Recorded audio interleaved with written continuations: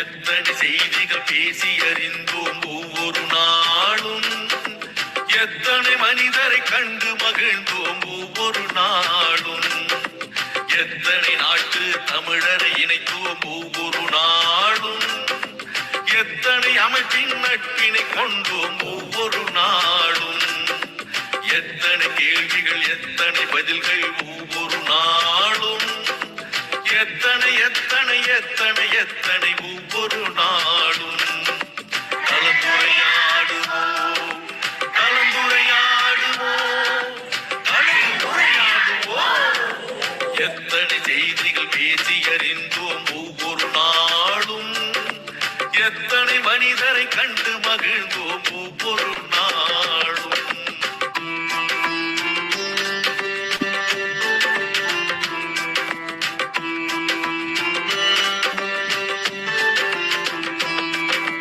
திருக்குறள் வாழ்த்து பாடினோம், இசை தமிழ் பாடலும் பாடினோம், அறிவு வளர்ச்சிக்கு தேவைப்படும் வழி அனைத்தும் அனைத்தும் தேடினோம், ஆற்றல் மிகுந்த மனிதரை எல்லாம் தேடி தேடி ஓடினோம், அவர் உரை முடிந்த பின்னால் நாமும் அவருடன் கலந்து பேசினோம், உடல் நலம் பேசினோம் மனநலம் பேசினோம், பேச வேண்டிய வாழ்வின் செய்திகள் அடுக்கி அடுக்கி பேசினோம், சான்றிதழ் தந்தோம் வலையொலி தந்தோம் அன்பும் நன்றியும் போற்றினோம்.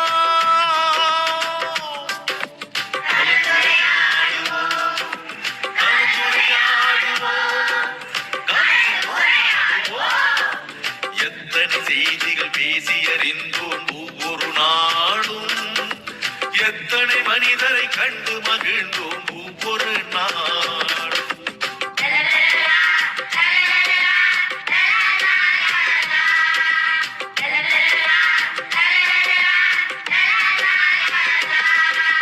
சங்க தமிழும் பேசினோம், இன்றைய தமிழும் பேசினோம், எந்த தமிழை பேசினாலும் நாம் பகுத்தறிவுடனே பேசினோம், சொல்லிய தொடங்கி சுவடிகள் வரையில் தோண்டி தோண்டி பேசினோம், பெண்ணியம் தொடங்கி சூழ்நிலை வரையில் ஆய்ந்து தோய்ந்து பேசினோம், கவிதைகள் பாடினோம் கதைகளும் கூறினோம், பட்டிமன்றத்து நிகழ்வுகள் கூட பார்த்து பார்த்து பேசினோம், பிள்ளைகள் தொடங்கி பெரியவர் வரையில் இணைப்புரை தந்து பேசினோம்.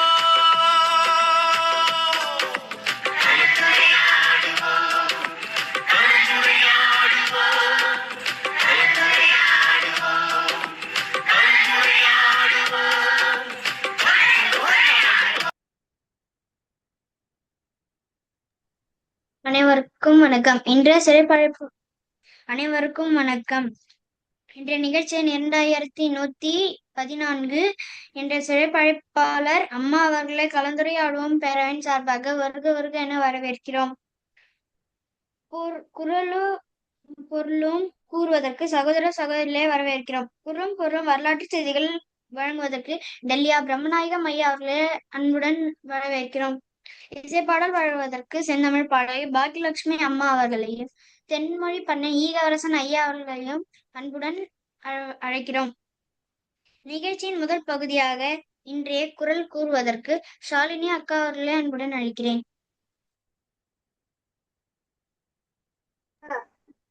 அனைவருக்கும் வணக்கம். அதிகாரம் 11 செய்நன்றி அறிதல். செய்யாமல் செய்த உதவிக்கு வையகமும் அழகும் ஆற்றல் அறிது. காலத்தினால் செய்த நன்றி சிறிதெனும் ஞானத்தின் மானப்பெரிது. பணித்துக்கார் செய்த உதவி நைந்துக்கின் நன்மை கடலின் பிரிது. திணைத்துணை நன்றி செய்யணும் பணித்துணையா கொள்வர் பயன் தெரிவார். உதவி வரித்தன்று உதவி செய்யப்பட்டார் சால்பின் வரித்து. நன்றி. நன்றிங்க அக்கா. அடுத்ததாக குணமதி அக்கா அவர்களை அன்புடன் அழைக்கிறேன். அழைத்ததற்கு நன்றி. அனைவருக்கும் வணக்கம். அதிகாரம் 72 அவையறிதல். அவையறிந்து ஆராய்ந்து சொல்லுக சொல்லின் தொகையந்த தூய்மை அவர். இடைத்தெறிந்து நாட்கொண்டு சொல்லுக சொல்லின் நன்மை அவர். அவையறியார் சொல்லர் மேற்கொள்பவர் சொல்லின் வகையறியர் வல்லதும் இல். உள்ளியார்மன் உள்ளியராதல் வெளியார்மன் வான்சதை வண்ணம் கொள்ள நன்றே மற்றும் நன்றே முந்து கலவா செறிவு. ஆற்றி நிலந்தளந்தற்றி வழி முன்னேற்றார் முன்னர் இருக்கு. கற்றறிந்தார் கல்வி விலங்கு கசர சுழ்திரர் வல்லாரகத்து. உணர்வது உடையார்மன் சொல்லல் வல்லவதன் பாத்தையில் நீ சுழிந்தற்று. புல்லவியில் பொச்சந்தம் சொல்லற்க அளவி நன்கு சொல்ல சொல்லுவார். அங்கனத்தில் உட்கார்ந்தற்று தமிழகத்தில் அல்லர்மன் கோட்டிக்கொளர். நன்றி. நன்றிங்க அக்கா. அடுத்ததாக சுவாதி அக்கா அவர்களை அன்புடன் அழைக்கிறேன். நன்றி. அனைவருக்கும் வணக்கம். அதிகாரம் 15 பிறனில் விளையாமல். பிறன் பொருளால் பெற்றொழுகும் வேதனை ஞானத்து அறம்பொருள் கண்டார்கண்ணில் அரண்கடை நின்றருள் எல்லாம் பிறன்கடை நின்றாரின் வேதையாரியில் விழித்தாரின் வேறல்ல மற்ற தெளித்தாரில் தீன்மை புரிந்தொழுகுவார் இணைத்துணையார் யாயினும் எல்லாம் திணைத்துணையும் தேரான் பிறனில் புகழ் எளிதென இல்லிருப்பான் எய்தும் என் சான்றும் விழியாது நிற்கும் பழி. அனைவருக்கும் நன்றி, வணக்கம். நன்றிங்க அக்கா. அடுத்ததாக தர்ஷினி அக்கா அவர்களை அன்புடன் அழைக்கிறேன்.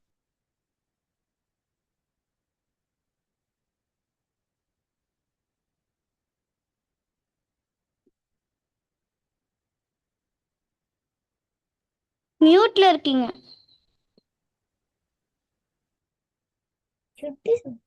அனைவருக்கும் வணக்கம். அதிகாரம் 10 இனியவை கூற சொல்லாகி அலைப்படை செம்பொர் கண்ட சொல் அகரமந்து ஈதரின் என்ற முகரமந்து இன்சொல் பெரி முகத்தான் அமர்ந்து இந்தே நோக்கி அகத்தின இன்சொல் இணைந்து அறன் துன்புறவும் தூவாமை எல்லாருக்கும் யாமாட்டும் இன்புறவும் இன்சொல் அவருக்கு பணிவுடையாக இன்சொல் ஆதல் ஒருவருக்கு அணியல்ல மற்ற பிறர். நன்றி. நன்றிங்க அக்கா. அடுத்ததாக குரலும் பொருளும் வரலாற்று செய்திகள் வழங்குவதற்கு டில்லியா பிரம்மநாயகம் ஐயா அவர்களை அன்புடன் அழைக்கிறேன். அழைத்ததற்கு நன்றி இசான். இன்றைய நிகழ்வின் குரல் நட்பு அதிகாரத்தினுடைய 4வது குரல். நகுதர் பொருட்டன்று நட்டல் மிகுதிக்கண் மேற்சென்று இடித்தற் பொருட்டு. நட்பு என்பது சிரித்து மகிழ்வதற்காக அல்ல, நண்பர்களை நல்வழி தவறி செல்லும் பொழுது இடித்துரைத்து திருத்துவதற்காகவும். இனி வரலாற்றில் இன்று ஏப்ரல் மாதம் 9ஆம் நாள். இதே நாளில் 1860ஆம் ஆண்டு எதுவார்ட் லேயான் இஸ்காட்டே மார்டினில் என்பவர் தனது போனோட்டோகிராஃபில் இயந்திரத்தின் முதல் தடவையாக மனித ஒலியை பதிவு செய்தார். 1937ஆம் ஆண்டு காமிக்ஸ் என்ற வான ஊர்தி லண்டன் வந்தது. இதுவே சப்பானில் தயாரிக்கப்பட்டு ஐரோப்பாவுக்கு வந்த முதலாவது வான ஊர்தி ஆகும். 1948ஆம் ஆண்டு எருசலேம் நகரில் டெய்ர் யாசின் என்ற கிராமத்தில் 120 அரபு மக்கள் சியோனிஸ்ட் துணை ராணுவ குழுக்களால் படுகொலை செய்யப்பட்டனர். 1957ஆம் ஆண்டு சூயஸ் நெருக்கடி எகிப்தில் சூயஸ் கால்வாய் கப்பல் போக்குவரத்துக்காக மீண்டும் திறக்கப்பட்டது. 1967ஆம் ஆண்டு போயிங் 737 தனது முதலாவது பறப்பை மேற்கொண்டது. 1984ஆம் ஆண்டு இலங்கை ராணுவ வண்டி மீது யாழ்ப்பாண மருத்துவமனை வீதியில் விடுதலை புலிகளால் நடத்தப்பட்ட கண்ணிவெடி தாக்குதல்களில் 19 படையினர் கொல்லப்பட்டனர். 1991ஆம் ஆண்டு ஜோர்ஜியா சோவியத் ஒன்றியத்திலிருந்து விடுதலை அறிவித்தது. 2003ஆம் ஆண்டு பாக்தாத் நகரை அமெரிக்க கூட்டுப்படையினர் கைப்பற்றினர். சதாமின் 24 ஆண்டு கால ஆட்சி முடிவுக்கு வந்தது. 2005ஆம் ஆண்டு இளவரசர் சார்லஸ் கான்வான் இளவரசி கமிட்மில்லாவை திருமணம் புரிந்தார். 2013ஆம் ஆண்டு ஈரானில் 6.1 நிலநடுக்கம் ஏற்பட்டதில் 32 பேர் உயிரிழந்தனர், 850 பேர் காயமடைந்தனர். இதே நாளில் 1899ஆம் ஆண்டு கர்நாடக இசைப்பாடகர் முசிறி சுப்பிரமணிய ஐயர் பிறந்தார். இதே நாளில் தான் 1923ஆம் ஆண்டு தமிழக தொழிலதிபர் செக்கல் சேவையாளர் நா மகாலிங்கம் பிறந்தார். வாய்ப்பிற்கு நன்றி, வணக்கம். நன்றிங்க ஐயா. அடுத்ததாக இசைப்பாடல் வழங்குவதற்கு தென்மொழி பண்ண ஈகவரசன் ஐயா அவர்களை வரவேற்கிறேன்.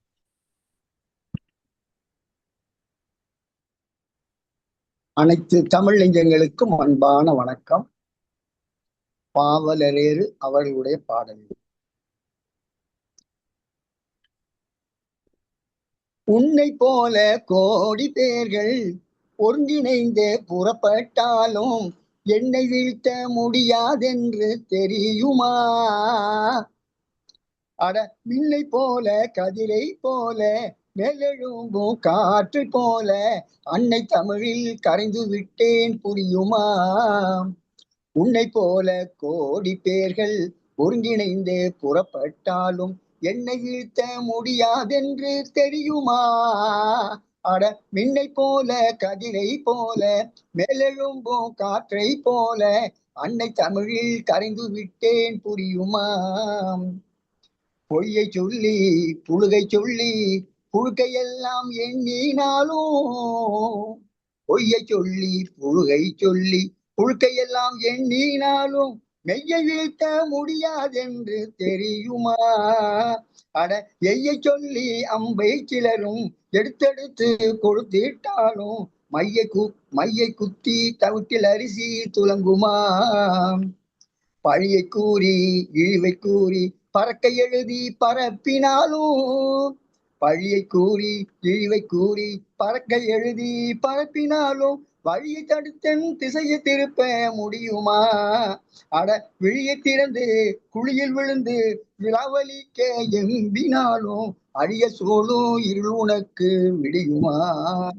உன்னை போல கோடி பேர்கள் ஒருங்கிணைந்து புறப்பட்டாலும் என்னை வீழ்த்த முடியாதென்று தெரியுமா? அட மின்னை போல கதிரை போல மேலெழும்பும் காற்றை போல அன்னை தமிழில் கரைந்து விட்டேன் புரியுமா? அன்னை தமிழில் கரைந்து விட்டேன் புரியுமா? நன்றி அம்மா, நன்றி, வணக்கம். நன்றிங்க ஐயா. அடுத்ததாக செந்தமிழ் பாடகி பாக்கியலட்சுமி அம்மா அவர்களே அன்புடன் அழைக்கிறேன். அழைத்ததற்கு நன்றி. அனைவருக்கும் வணக்கம். பாரதியார் பாடல். சிந்து நதியின் மீசை நிலவினிலே சேரண நாட்டிலம் பெண்களுடனே சுந்தர தெலுங்கினில் பாட்டிசைத்து தோணிகள் ஓட்டி விளையாடி வருவோம். சிந்து நதியின் மீசை நிலவினிலே சேரண நாட்டிலம் பெண்களுடனே சுந்தர தெலுங்கினில் பாட்டிசைத்து தோணிகள் ஓட்டி விளையாடி வருவோம். கங்கை நதி புறத்து புதுமை பண்டம், கங்கை நதி புறத்து புதுமை பண்டம், காவிரி வெற்றிலைக்கு மாறு கொள்வோம். சிங்க மராட்டியத்தம் கவிதை கொண்டு சேரத்து தந்தங்கள் பரிசளிப்போம். சிங்க மராட்டியத்தம் கவிதை கொண்டு சேரத்து தந்தங்கள் பரிசளிப்போம். சிந்து நதியின் மீசை நிலவினிலே சேரண நாட்டிலம் பெண்களுடனே சுந்தர தெலுங்கினில் பாட்டிசைத்து தோணிகள் ஓட்டி விளையாடி வருவோம். சிங்களத்தீவினுக்கார் பாலம் அமைப்போம், சேதுவை மேடுருத்தி வீதி சமைப்போம். சிங்களத்தீவினுக்கார் பாலம் அமைப்போம், சேதுவை மேடுருத்தி வீதி சமைப்போம். மையத்தில் ஓடி வரும் நீரின் மிகையார் மையத்து நாடுகளில் பயிர் செய்குவோம்.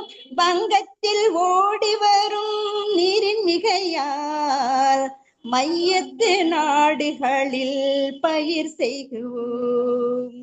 சிந்து நதியின் மீசை நிலவினிலே சேரண நாட்டிலம் பெண்களுடனே சுந்தர தெலுங்கினில் பாட்டிசைத்து தோணிகள் ஓட்டி விளையாடி வருவோம். தோணிகள் ஓட்டி விளையாடி வருவோம். அழைத்ததற்கு நன்றி. அனைவருக்கும் நன்றி. நன்றிங்க அம்மா.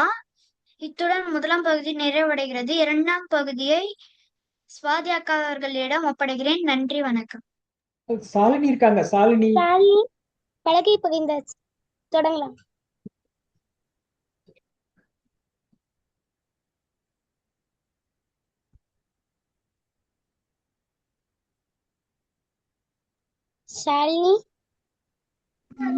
சாலினி ஒளி. அனைவருக்கும் வணக்கம். கலந்துரையாடுவோம் பேரவை தமிழ்நாடு நடத்தும் ஊடக களம். நிகழ்வு எண் 2114, 9/4/2026 வியாழன் மாலை 5 மணி. இன்றைய சிறப்பழைப்பாளர் கவிஞர் அன்பு தோழி ஜெயஸ்ரீ அம்மா, ஊடகவியலாளர், உளவியல் ஆலோசகர், நீலகிரி மாவட்டம் கூடலூரில் பிறந்த கவிஞர் அன்புத்தோழி ஜெயஸ்ரீ தமது பள்ளி பருவத்திலிருந்தே பேச்சு, எழுத்து என இயங்கி வருபவர். முதுகலை வணங்கி வணிக, நீர்வாகவியல் மற்றும் முதுநிலை உளவியல் ஆலோசனை பட்ட மேற்படிப்புகளை நிறைவு செய்து முறையான நடைமுறை பயிற்சிகளில் தேர்ச்சி பெற்றுள்ளார். வானொலி தொகுப்பாளர், தொலைக்காட்சி செய்தி வாசிப்பாளர், நிகழ்ச்சி தொகுப்பாளர், தன்னம்பிக்கை உரைஞர், உளவியல் ஆலோசகர் என பல தளங்களில் இயங்கி வருகிறார். இவர் இதுவரை 8 கவிதை நூல்கள் எழுதியுள்ளார். அம்மா தாங்கள் எடுத்துக்கொள்ளும் தலைப்பு ஊடக மொழியும் அறமும். தாங்கள் 6 மணி வரை உரையாற்றலாம். தொடங்குங்கள் அம்மா.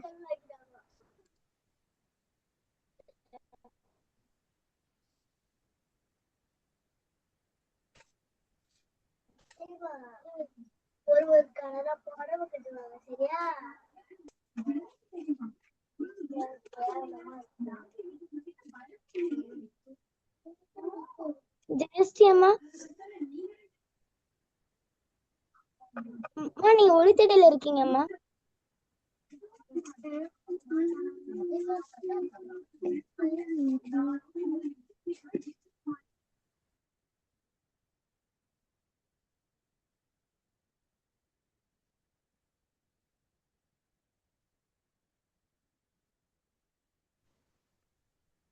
அனைவருக்கும் இனிய மாலை வணக்கம். கேட்கிறதா? கேட்கிறதம்மா, தொடங்குங்க. அனைவருக்கும் இனிய மாலை வணக்கம். தமிழ்நாடு கலந்துரையாடவும் பேரவை எப்பொழுதுமே சிறப்பான முன்னெடுப்புகளை தொடர்ந்து நடத்தி கொண்டிருக்கின்றன. மாணவர்களுக்காக, வளரும் இளம் தலைமுறைக்காக அற்புதமான தலைப்புகளில் நல்லதொரு ஒரு பேச்சாளர்களை அழைத்து வந்து அவர்களிடமிருந்து நல்ல தரவுகளை கொண்டு வந்து மாணவர்களுக்கு பயன் தரும் வகையில் செய்து கொண்டிருக்கக்கூடிய இந்த அரும்பணிக்கு முதற்கண் என்னுடைய தலைவணக்கத்தை தெரிவித்துக் கொள்கிறேன். இப்போது கேட்கிறதா? ஒலி குறைவாக இருக்கிறதா? தெளிவாக இருக்கிறதா என் குரல்? கேட்கிறதா? நன்றி நன்றி. இந்த வாய்ப்பினை தமிழ்நாடு கலந்துரையாடுவோம் பேரவைக்கு மீண்டும் ஒரு நெஞ்சார்ந்த நன்றியினை தெரிவித்துக் கொண்டு, இன்று நான் எடுத்திருக்கக்கூடிய தலைப்பு ஊடக களத்தில் ஊடக மொழியும் அறமும் என்பது. ஏற்கனவே நாம் தமிழ் மொழியின் உச்சரிப்பு குறித்தும் முக்கியத்துவம் குறித்தும் பயன்பாடு குறித்தும் ஒரு தலைப்பில் ஒரு நிகழ்வில் பேசுகிறோம். இன்று நாம் குறிப்பாக பேசுவது ஊடகத்தில் நாம் ஒரு செய்தியையோ ஒரு தரவையோ எடுத்து பொதுமக்களுக்கு அது கொண்டு செல்லும் பொழுது எந்த விதமான மொழிகளை பயன்படுத்தி கொண்டிருக்கிறார்கள், எப்படி பயன்படுத்த வேண்டும், அந்த ஊடக மொழியின் குறைபாடு காரணமாக எப்படியான தவறான புரிதல்கள் நேர்ந்து கொண்டிருக்கின்றன, அவற்றை தவிர்ப்பதற்கு நாம் என்ன செய்யலாம் என்பதை நடைமுறை உதாரணங்களோடு பார்க்கலாம். சரியா? முதலில் ஒரு ஊடக மொழி என்று எடுத்துக்கொண்டோமானால் அந்த மொழியானது யாருக்காக, அதாவது பயனாளி யார் என்பது இங்கே அதிமுக்கியத்துவம் வாய்ந்ததாக கருதப்படுகிறது. அந்த பயனாளி என்பவர் இன்றைய காலகட்டத்தில் சமூக ஊடகம், சமூக வலைத்தளம், சோசியல் மீடியா என்று சொல்லக்கூடிய இணையதளம் வழியாக பல்வேறு தளங்களில் நாம் செய்திகளை கிடைக்கப் பெறுகிறோம். அப்பொழுது அதாவது பயனாளி, நேயர், வாசகர் என்று சொல்லப்படக்கூடியவர் எந்த வயதில் இருப்பார் என்பது செய்தி அளிப்பவருக்கு, அதாவது ஊடக மொழியை பயன்பாட்டில் எடுத்துக்கொள்பவருக்கு தெரிவதே இல்லை.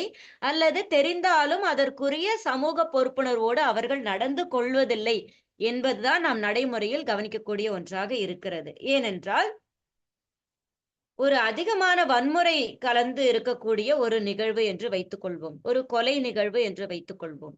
அது குறித்து விவரணையோடு குறிப்பிடும் பொழுது இளைய தலைமுறையும் அதை பார்த்து தூண்டுதல் ஏற்படுவதற்கான வாய்ப்பு அதிகம் என்று தெரிந்து மிக வார்த்தைகளை போட்டு பதட்டத்திற்கு அழைத்து செல்வது போன்ற சொற்களை, சதக் சதக் என்று குத்தினான், கொடூரமாக குத்தினான், இரத்த களரியாக இருந்தது, இப்படியான ஒரு சொற்களை, அதாவது வர்ணனை என்று சொல்வோம் இல்லையா, இது போல அட்ஜெக்டிவான வார்த்தைகளை எல்லாம் வன்முறையான கொலை போன்ற மரணம் போன்ற செய்திகளுக்கு முன்னால் சேர்த்து கொண்டு கொடுப்பது என்பது ஒரு ஊடக மொழியில் காலம் தொட்டு இருந்து வருகிறது. அதுவும் தற்காலத்தில் இன்னும் அதிகமாகவே இருக்கிறது என்று நாம் குறிப்பிடலாம். இப்படி பயனாளி யார் நாம் கவனம் கொள்ள வேண்டும் என்பது ஊடகவியலாளராக வரக்கூடியவர்கள் மட்டுமல்ல, அதன் பயனாளிகளும் கூட தெரிந்து கொள்ள வேண்டும். இப்படியான அதீதமான வர்ணனைகளோடு தேவையற்ற மிகையான உணர்ச்சிகள் கலப்போடு வரக்கூடிய செய்திகளை கண்மூடி புறம் தள்ள வேண்டும் என்பது இருக்கிறது. ஏனென்றால் அதில் உண்மைத்தன்மையும் வெளிப்படைத்தன்மையும் குறைவாக இருந்து உங்கள் மனதை திசை திருப்புவதற்காகத்தான் இப்படியான உணர்வு கலவையான சொற்கள் சேர்க்கப்படுகின்றன என்பதை புரிந்து கொள்ளுங்கள். எனவே அதீத விருப்ப குறியீடு கொண்டோ அல்லது பலர் பகிர்ந்திருக்கிறார்கள் என்பதற்காகவோ, ஒன்று பார்த்த உடனே பரவலாக வைரல் என்று சொல்வார்கள் இல்லையா, அப்படியான பரவலாக்கம் செய்யப்படக்கூடிய ஒரு செய்தியாகவோ இருக்கிறது என்பதற்காக அது உண்மையானதாக இருக்க வேண்டும் என்று பொருள் இல்லை என்ற தெளிவை பயனாளிகள் தம் மனத்தில் கொண்டு அப்படியான தரவுகளை அப்படியான ஊடக மொழியோடு வரக்கூடிய அந்த செய்தி எத்தகையதாக இருந்தாலும் அதை புறந்தள்ள ஆரம்பித்து விட்டால் தானாக ஊடகவியலாளர்கள் சற்றே ஒரு கட்டுப்பாட்டிற்குள் தம்முடைய சமூக பொறுப்புணர்வு என்ன, எந்த இடத்தில் இருக்கிறோம், யாருக்கு எதை கொடுக்கிறோம் என்பதை உணர்ந்து செயல்படுவார்கள். அதில் நம்முடைய பங்கும் நிச்சயமாக உண்டு என்பதை நினைவில் கொள்ள வேண்டும்.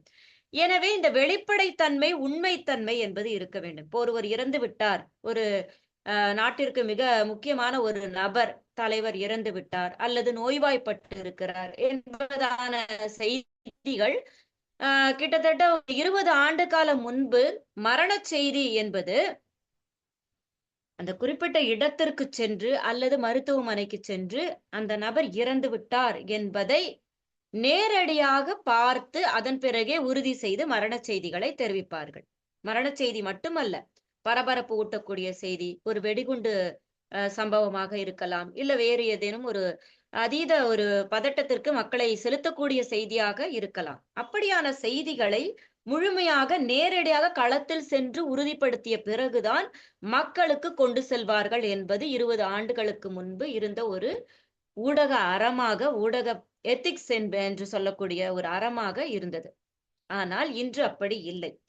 எனவே நாம் இப்படியான செய்திகள், ஒருவர் மரணித்து விட்டார், மரணப்படுக்கையில் இருக்கிறார், இறந்து விட்டார், இறக்காத ஒருவரை இறந்து விட்டார் என்றெல்லாம் குறிப்பிடக்கூடிய அறமற்ற ஊடக மொழி இன்று இருந்து வருகிறது. இது செய்திகளை கொண்டு செல்பவர்கள் தன்னுடைய அந்த ஊடகம், ஊடக கருவி மிகவும் மக்களிடையே பிரபலம் அடைய வேண்டும், பெயர் பெற வேண்டும், புகழ் பெற வேண்டும் என்ற நோக்கில், வணிக நோக்கில் செயல்படக்கூடியவை என்பதை மாணவர்களாகிய நீங்களும் பொதுமக்களாகிய நாமும் உணர்ந்து அவற்றை புறந்தள்ள ஆரம்பிக்க வேண்டும். மற்றொன்று நேரடி பொருள் என்பது ஒன்று உண்டு. அதாவது ஃபில்லர்ஸ் என்று சொல்வார்கள் இல்லையா, வார்த்தைகளுக்கு நடுவே வந்து என்று சேர்ப்பது, அதாவது ஆனால், பட் ஆனால், நேர் எதிரே, நடு சென்டர், இப்படியாக மொழியின் வளமை குறைபாடு இருக்கும் பொழுது, நாம் பேச்சு வழக்கில் இருக்கும் பொழுது இது இயல்பாக ஏற்றுக்கொள்ளக்கூடிய ஒன்றுதான். ஆனால் ஊடகத்துறை என்று ஒரு பொறுப்பான ஒரு களத்தில் இருந்து அவர்கள் இயங்கும் பொழுது நிச்சயமாக இப்படியான அந்த ஃபில்லர்ஸ் என்று சொல்லக்கூடிய இடைச்சொற்கள், இடையிடையே நிரப்புவதற்காக இடக்கூடிய சொற்களை கட்டாயம் தவிர்க்க வேண்டும். ஏனெனில் அவை தேவையற்ற நேர விரயத்தை கொடுப்பதோடு ஒரு தெளிவின்மையை, மக்களின் மனத்தை குறிப்பிட்ட செய்தியிலிருந்து அப்படியே மடைமாற்றி வேறு இடத்திற்கு கொண்டு செல்கிறது. முழுமையான அந்த செய்தியின் தீவிரத்தை செலுத்த முடியாமல் உண்மைத்தன்மையை சற்றே மறைமுகமாக குறைக்க அந்த செய்தி முயற்சி செய்யும். இவற்றையும் நாம் கவனத்தில் கொள்ள வேண்டும். ஒரு ஊடகவியலாளர் அதிவேகமாக பேசுகிறாரா அல்லது இது போன்ற இடைச்சொற்களை சேர்த்து சேர்த்து பேசுகிறாரா?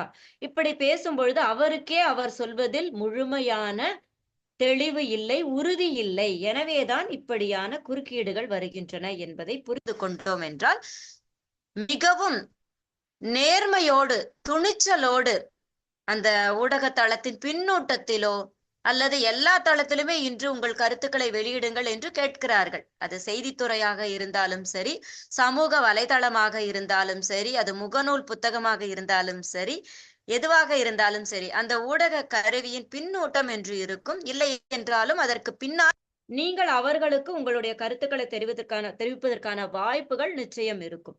அவற்றை தெளிவாக அறிந்து கொண்டு உண்மையான கற்றவர்களுக்கான பொருள் உணர்ந்து அவற்றை தெரிவிக்க வேண்டும். இந்த இடத்தில் இப்படி குறிப்பிட்டீர்கள், இது தவறாக இருக்கிறது, பிழையாக இருக்கிறது, இது என்ன பொருள் தருகிறது, இவற்றை தவிர்க்கலாமே என்று துணிச்சலாக நீங்கள் குரல் கொடுக்க வேண்டும் என்பதுதான் ஒரு ஊடகவியலாளராக என்னுடைய தாழ்மையான வேண்டுகோளாக இருக்கிறது. அடுத்தது, ஊடக மொழியில் அடிக்கடி நாம் நிச்சயம் நினைவு கொள்ள வேண்டியது உறவு மேலாண்மை என்பது. ஒரு ஊடகவியலாளருக்கு பொதுமக்களிடம் என்ன உறவு இருக்கிறது? மாமனா மச்சானா, மஞ்சள் அரைத்து பணிபுரிந்தாய என்பது போல உறவு எதுவும் இல்லை. ஆனால் சமூக பொறுப்புணர்வு இருக்கிறது. ஆனால் உறவு இருக்கிறது என்பது போல ஒரு தனிப்பட்ட ஒரு செய்தியினை அவர்களுடைய வீட்டில் நடந்தது போல், அவர்கள் தானே சென்று பார்த்தது போல் ஒரு வேறு வண்ணத்தை கொடுப்பது, பிறகு பொதுவான ஒரு செய்தியை தனிப்பட்ட வண்ணம் கொடுப்பது. ஊடகத்துறையில் ஒரு அரசியல் சார்ந்து ஒரு கலந்துரையாடல் நிகழ்வு இருக்கிறது. எதிரெதிர் துருவங்களில் இருக்கக்கூடிய இரண்டு ஆளுமைகள் அங்கே கலந்துரையாடுகிறார்கள் என்று வரும்பொழுது அங்கே அவர்களுக்கிடையே எந்த உறவும் கிடையாது. ஆனால் ஒரு மேலாண்மை வேண்டும். அந்த உறவின் மேலாண்மை என்பது இரு கலந்துரையாடல்கள், இரு ஆளுமையின் பகிர்தல்கள் என்ற நிலையிலிருந்து பார்க்கும் பொழுது அவர்கள் அங்கே அடுத்தவருக்கான அடிப்படை மரியாதை, பண்பு ஆகியவற்றை கடைபிடிக்க வேண்டும். சொற்களிலாகட்டும், விவாதங்களிலாகட்டும். இதை சொல்லும் பொழுதுதான் எனக்கு ஒரு நிகழ்வு இப்போ தற்காலத்தில் நடந்தது, கடந்த வாரம் நடந்த ஒரு நிகழ்வு தான். அதற்கு பிறகு தொடர்ச்சியாக நடந்த ஊடகத்துறையில் நடந்த ஒரு இரங்கல் பதிவு குறித்த ஒரு சர்ச்சையான ஒரு நிகழ்வு. அது குறித்து நான் உங்களிடம் நிச்சயமாக பகிர்ந்து கொள்ள வேண்டும் என்று இந்த தலைப்பை கண்ட போதே நான் உறுதிப்படுத்தி கொண்டேன். அதையும் நிச்சயமாக நான் பகிர்கிறேன். இப்படியான உறவு மேலாண்மை, அந்த இடத்தில் நாம் எதிரிகள் அல்ல, எதிரிகள் என்ற ஒரு உறவை எடுத்துக்கொள்கிறார்கள், ஒரு நிலைப்பாட்டை எடுத்துக்கொள்கிறார்கள் கலந்துரையாடல்களில். அப்படி அல்ல, அந்த நபரோடு உங்களுக்கு விரோதமோ மாறுபாடோ இல்லை, அந்த கருத்தோடு தான் மாறுபாடு இல்லையா? அப்படியான தளத்தில் இயங்க வேண்டும் என்பதுதான் ஊடகவியலாளரின் உண்மையான அறமாக இருக்கக்கூடும் என்பதையும் நினைவில் வைத்துக் கொள்ள வேண்டும். அதே போல இந்த மொழியின் கருவி இருக்கிறது இல்லையா, அது அச்சு ஊடகமாக இருக்கலாம், தொலைக்காட்சியாக இருக்கலாம், சமூக வலைதளமாக இருக்கலாம், அல்லது புலனமாக இருக்கலாம். எதுவாக இருந்தாலும் எதன் வழியில் நாம் அதை செலுத்துகிறோம் என்பதையும் அதற்கான மொழியையும் நாம் எடுத்துக்கொள்ளலாம். இப்போது புலனத்தில் உங்கள் நண்பருக்கு ஒரு ஊடக துறையிலிருந்து ஒரு நண்பர் ஒரு செய்தி அனுப்புகிறார், இங்கே ஒரு குழு கூட்டம் நடக்க இருக்கிறது, அனைவரும் கலந்து கொள்ள வேண்டும் என்று இருக்கிறார் என்றால் அதில் 1-2 பிழை இருந்தால் சரி, அவசரத்தில் அவர் ஏதோ ஒரு அவசர கதியில் புலனத்தில் தட்டச்சு பிழை ஏற்படுவது இயல்புதான் என்று எடுத்துக்கொள்ளலாம். அதே நேரத்தில் ஒரு செய்தி பிரிவிலோ ஒரு பெரிய வலைதளத்திலோ பகிரக்கூடிய ஒரு செய்தியில் ஒற்றுப்பிழைகள் நேர்கின்றன. ஒரு எழுத்து மாறினால் பொருளே மாறிவிடக்கூடிய அளவுக்கு பெரும் பிழைகள் நேர்கின்றன. இதற்கு உதாரணமாக எடுத்துக்காட்டாக நாம் பலவற்றை கூறலாம், அவற்றையும் நான் கூறுகிறேன். எடுத்துக்காட்டாக நெல் பயிர் என்று குறிப்பிடுகிறார்கள். மிகவும் எல்லா ஊடகங்களிலும் நான் பார்க்கக்கூடிய ஒரு பிழையாக இதை நான் பார்க்கிறேன். நெற்பயிர் என்பது காலம் காலமாக நமக்கு அறிந்த ஒரு பயன்பாடு இல்லையா? ஆனால் நெல் பயிர் என்று குறிப்பிடுகிறார்கள். இப்படி பிரித்து கூறுவதால் என்ன என்று அவர்களுக்கு அந்த தமிழ் மொழியின் இலக்கண மரபோ நன்னூல் வகுத்தவர்களின் மேதமையோ எதுவுமே புரிதல் இல்லாமல் அரைகுறையாக தமிழை கற்றவர்கள் ஊடகத்துறையில் தட்டச்சு பிரிவுகளில் பணிபுரிந்து கொண்டிருக்கிறார்கள் என்பது என்னுடைய நேரடியான அனுபவமாக இருக்கிறது. எனவேதான் இதனை குறிப்பிட விரும்புகிறேன். அவரவர் செய்யக்கூடிய அந்த ஊடகத்துறையின் தொழிலில் மொழிக்கு உண்மையாக இருக்க வேண்டும். அதுதான் அடிப்படை இல்லையா என்பது மீண்டும் ஒரு முறை நான் வலியுறுத்த விரும்புகிறேன். தொடர்ந்து இப்படியான யார் வாசகர், வெளிப்படைத்தன்மை இருக்கிறதா, நேரடி பொருளை கொடுக்கிறதா என்றெல்லாம் பார்த்துதான் ஒரு ஊடக மொழியினை நீங்கள் ஏற்றுக்கொள்வதா புறந்தள்ளுவதா என்று தீர்மானம் எடுத்துக்கொள்ளலாம். அடுத்தது, குறைகள் எப்படி நேர்கின்றன? எத்தனையோ படித்தவர்கள் இருக்கிறார்கள், தமிழ் துறையில் முதுநிலை முதுகலை பட்டங்கள் பெற்றவர்கள் தான் அங்கே பணியில் அமர்த்தப்படுகிறார்கள். இருப்பினும் ஏன் அந்த கோளாறு ஏற்படுகிறது, பிழைகள் நேர்கின்றன என்றால் தயாரிப்பில் குறைபாடு முதலில், பிறகு வேகம், எல்லாவற்றையும் வேகமாக செய்து முடிக்க வேண்டும். இப்பொழுதே அவர் இறந்து விட்டார் என்று கூறிவிட வேண்டும், என்ற செய்தியை உடனடியாக பரப்பிவிட வேண்டும். இப்படியான வேகம், பதட்டம், இப்படியான ஒரு நிலையிலும் பிழைகள் நேர்கின்றன. அடுத்தது, பொருந்தாத குரல் அளவு, ஏற்ற இறக்கங்கள், பிட்ச் என்று ஆங்கிலத்தில் குறிப்பிடுவார்கள் இல்லையா? மிக வேகமாக குறிப்பிடுவது, வேகமாக பேசுவது, படபடவென்று அதீதமாக குரலை பிச்சை உயர்த்தி எட்டுக்கெட்டை என்பார்கள் பாடலில். அப்படியான ஒரு ஸ்ருதியை ஏன் எடுத்துக்கொள்கிறார்கள் என்று புரியவில்லை. அது ஒரு கடந்த 15 ஆண்டுகளாகத்தான் இந்த மாற்றம் நேர்ந்திருக்கிறது. வணக்கம் என்று சொல்லும் பொழுதே இருக்கும் சுற்றி இருக்கக்கூடிய பொருட்கள் எல்லாம் தவிடு பொடி ஆகிவிடும்படியாக எதற்கு அத்தனை ஒரு ஆவேசம், பதட்டம்? இதை ஊடகவியலாளர்கள் நிச்சயம் கலந்து ஆலோசிக்க வேண்டும், பரிசீலனை செய்ய வேண்டும், ஏன் இப்படி செய்ய வேண்டும் என்று. நானும் என்னுடைய மொழியில் குறைபாடுகள் இருக்கின்றன, அவற்றை களைய வேண்டும் என்ற முயற்சியில் தான் தொடர்ந்து இயங்கிக் கொண்டிருக்கிறேன். எனவே ஊடக மொழியின் சீர்மை என்பது தொடர்ந்த ஒரு பயன்பாட்டில் தான் சரிப்படுத்தி கொள்ள வேண்டும் என்ற நேர்மையில் தான் அது நடைபெறக்கூடும். அவ்வாறு ஏற்றுக்கொள்ளும் தன்மை இல்லை என்றால் அது நிச்சயமாக நடக்காது. அடுத்தது கட்டமைப்பு, ஸ்ட்ரக்சர் என்று ஆங்கிலத்தில் குறிப்பிடக்கூடிய கட்டமைப்பிலும் பிழைகள் ஏற்படுகின்றன. பொருந்தாத தகவல்களோடு பொருந்தாத தரவுகள், விளக்கங்களை இணைப்பது, இப்படியும் குழப்பங்கள் ஏற்படுகின்றன. அடுத்தது உடை தேர்வு, உடல் மொழி, இவற்றிலெல்லாம் கவனத்தை திசை திருப்புவது போல, தேவையற்ற தூண்டுதல்களுக்கு ஆளாக்குவது போல பலரும் நடந்து கொள்கிறார்கள். இதை இன்னும் ஆழமாக நான் சென்று இது பேச விரும்பவில்லை. ஏனென்றால் ஊடக மொழி குறித்து தான் நாம் இன்று பேச இருக்கிறோம். ஆனால் அது ஊடக களம் என்பதால் இதனையும் போகிற போக்கில் நான் குறிப்பிட்டு செல்ல விரும்புகிறேன். அடுத்தது ஏற்கனவே குறிப்பிட்டது போல 2 ஆளுமைகள் பேசும் பொழுது ஏதோ அவர்கள் வீட்டில் அறைகளில் அமர்ந்து கொண்டு விவாதித்துக் கொண்டிருக்கிறார்கள் என்ற ஒரு நிலைக்கு சென்று விடுகிறார்கள். ஒரு கருத்தியலை எடுத்து அவர்கள் பேச துவங்கும் பொழுது கருத்தியல் சார்ந்து, வணக்கம், நன்றாக இருக்கிறீர்களா, நீங்கள் எப்படி இருக்கிறீர்கள் என்றெல்லாம் ஒரு முறையான பண்போடு துவங்குகிறார்கள். அந்த கருத்தியல் சற்றே தீவிரமாக ஆழமாக விவாதம் சூடாகும் பொழுது அவர்கள் தன்னிலை மறந்து ஒரு அறைக்குள், வீட்டில் நாம் உணவு சரியில்லை என்றால் எப்படி சண்டையிடுவோம், குழந்தை மதிப்பெண் குறைவாக வாங்கிவிட்டால் எப்படி நாம் கோபம் கொள்வோம், இப்படியாக பொது இடத்தில் இருக்கிறோம் என்ற சுயத்தை மறந்து அவர்கள் தனியறையில் இருப்பது போல் பேச துவங்கி விடுகிறார்கள். இதை பார்க்கக்கூடிய அடுத்த தலைமுறை உங்களிடமிருந்து என்ன கற்றுக்கொள்ளும்? விவாதம் என்பதற்கும் சண்டை என்பதற்கும் வேறுபாடு தெரியாமல் அல்லவா அந்த குழந்தை வளர்ந்துவிடும். இந்த பொறுப்புணர்வு எப்போது உங்களுக்கெல்லாம் வரும் என்று ஊடகவியலாளர்களை நான் கேட்டுக்கொள்ள விரும்புகிறேன்.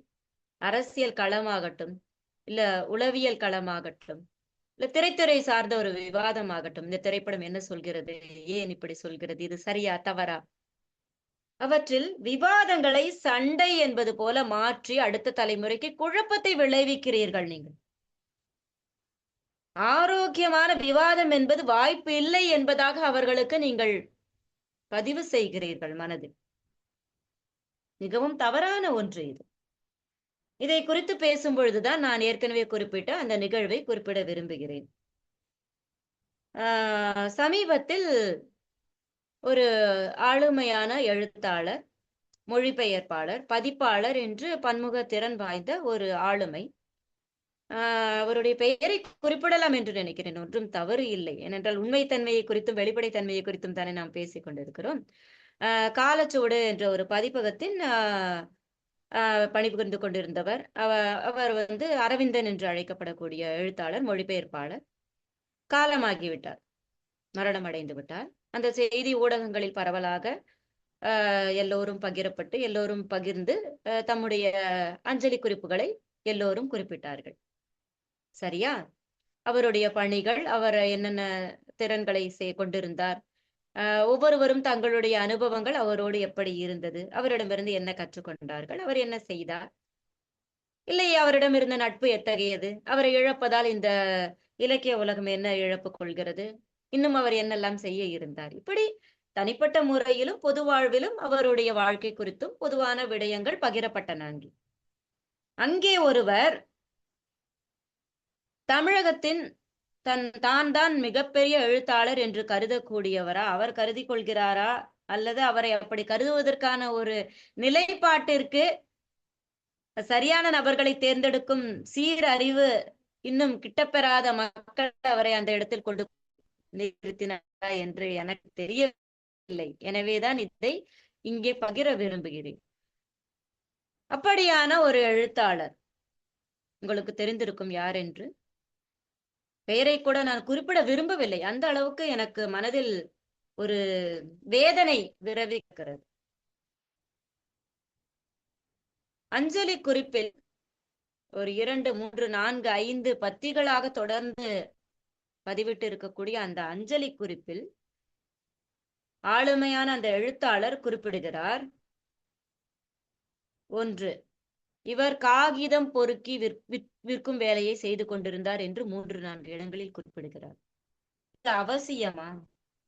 ஒருவர் மிக வாழ்வில் துயரப்பட்டு உழைத்து முன்னேறி வந்தார் என்று குறிப்பிடுவது வேறு, அவற்றை தரக்குறைவாக எள்ளி நகையாடுவது, ஆங்கிலத்தில் சர்க்காஸ்டிக் என்று சொல்வார்கள், வஞ்ச புகழ்ச்சி அணி என்று நம்முடைய இலக்கிய மரபில் சொல்வது உண்டு. இப்படியான பணிகளை மேற்கொண்டிருந்தார். அவர் தந்தையைத்தான் நான் அறிவேன் என்று துவங்குகிறது அந்த முதல் பத்தியே. தந்தையைத்தான் அறிவேன் என்றால் எதற்காக இந்த அஞ்சல் குறிப்பை நீங்கள் கொடுக்கிறீர்கள்?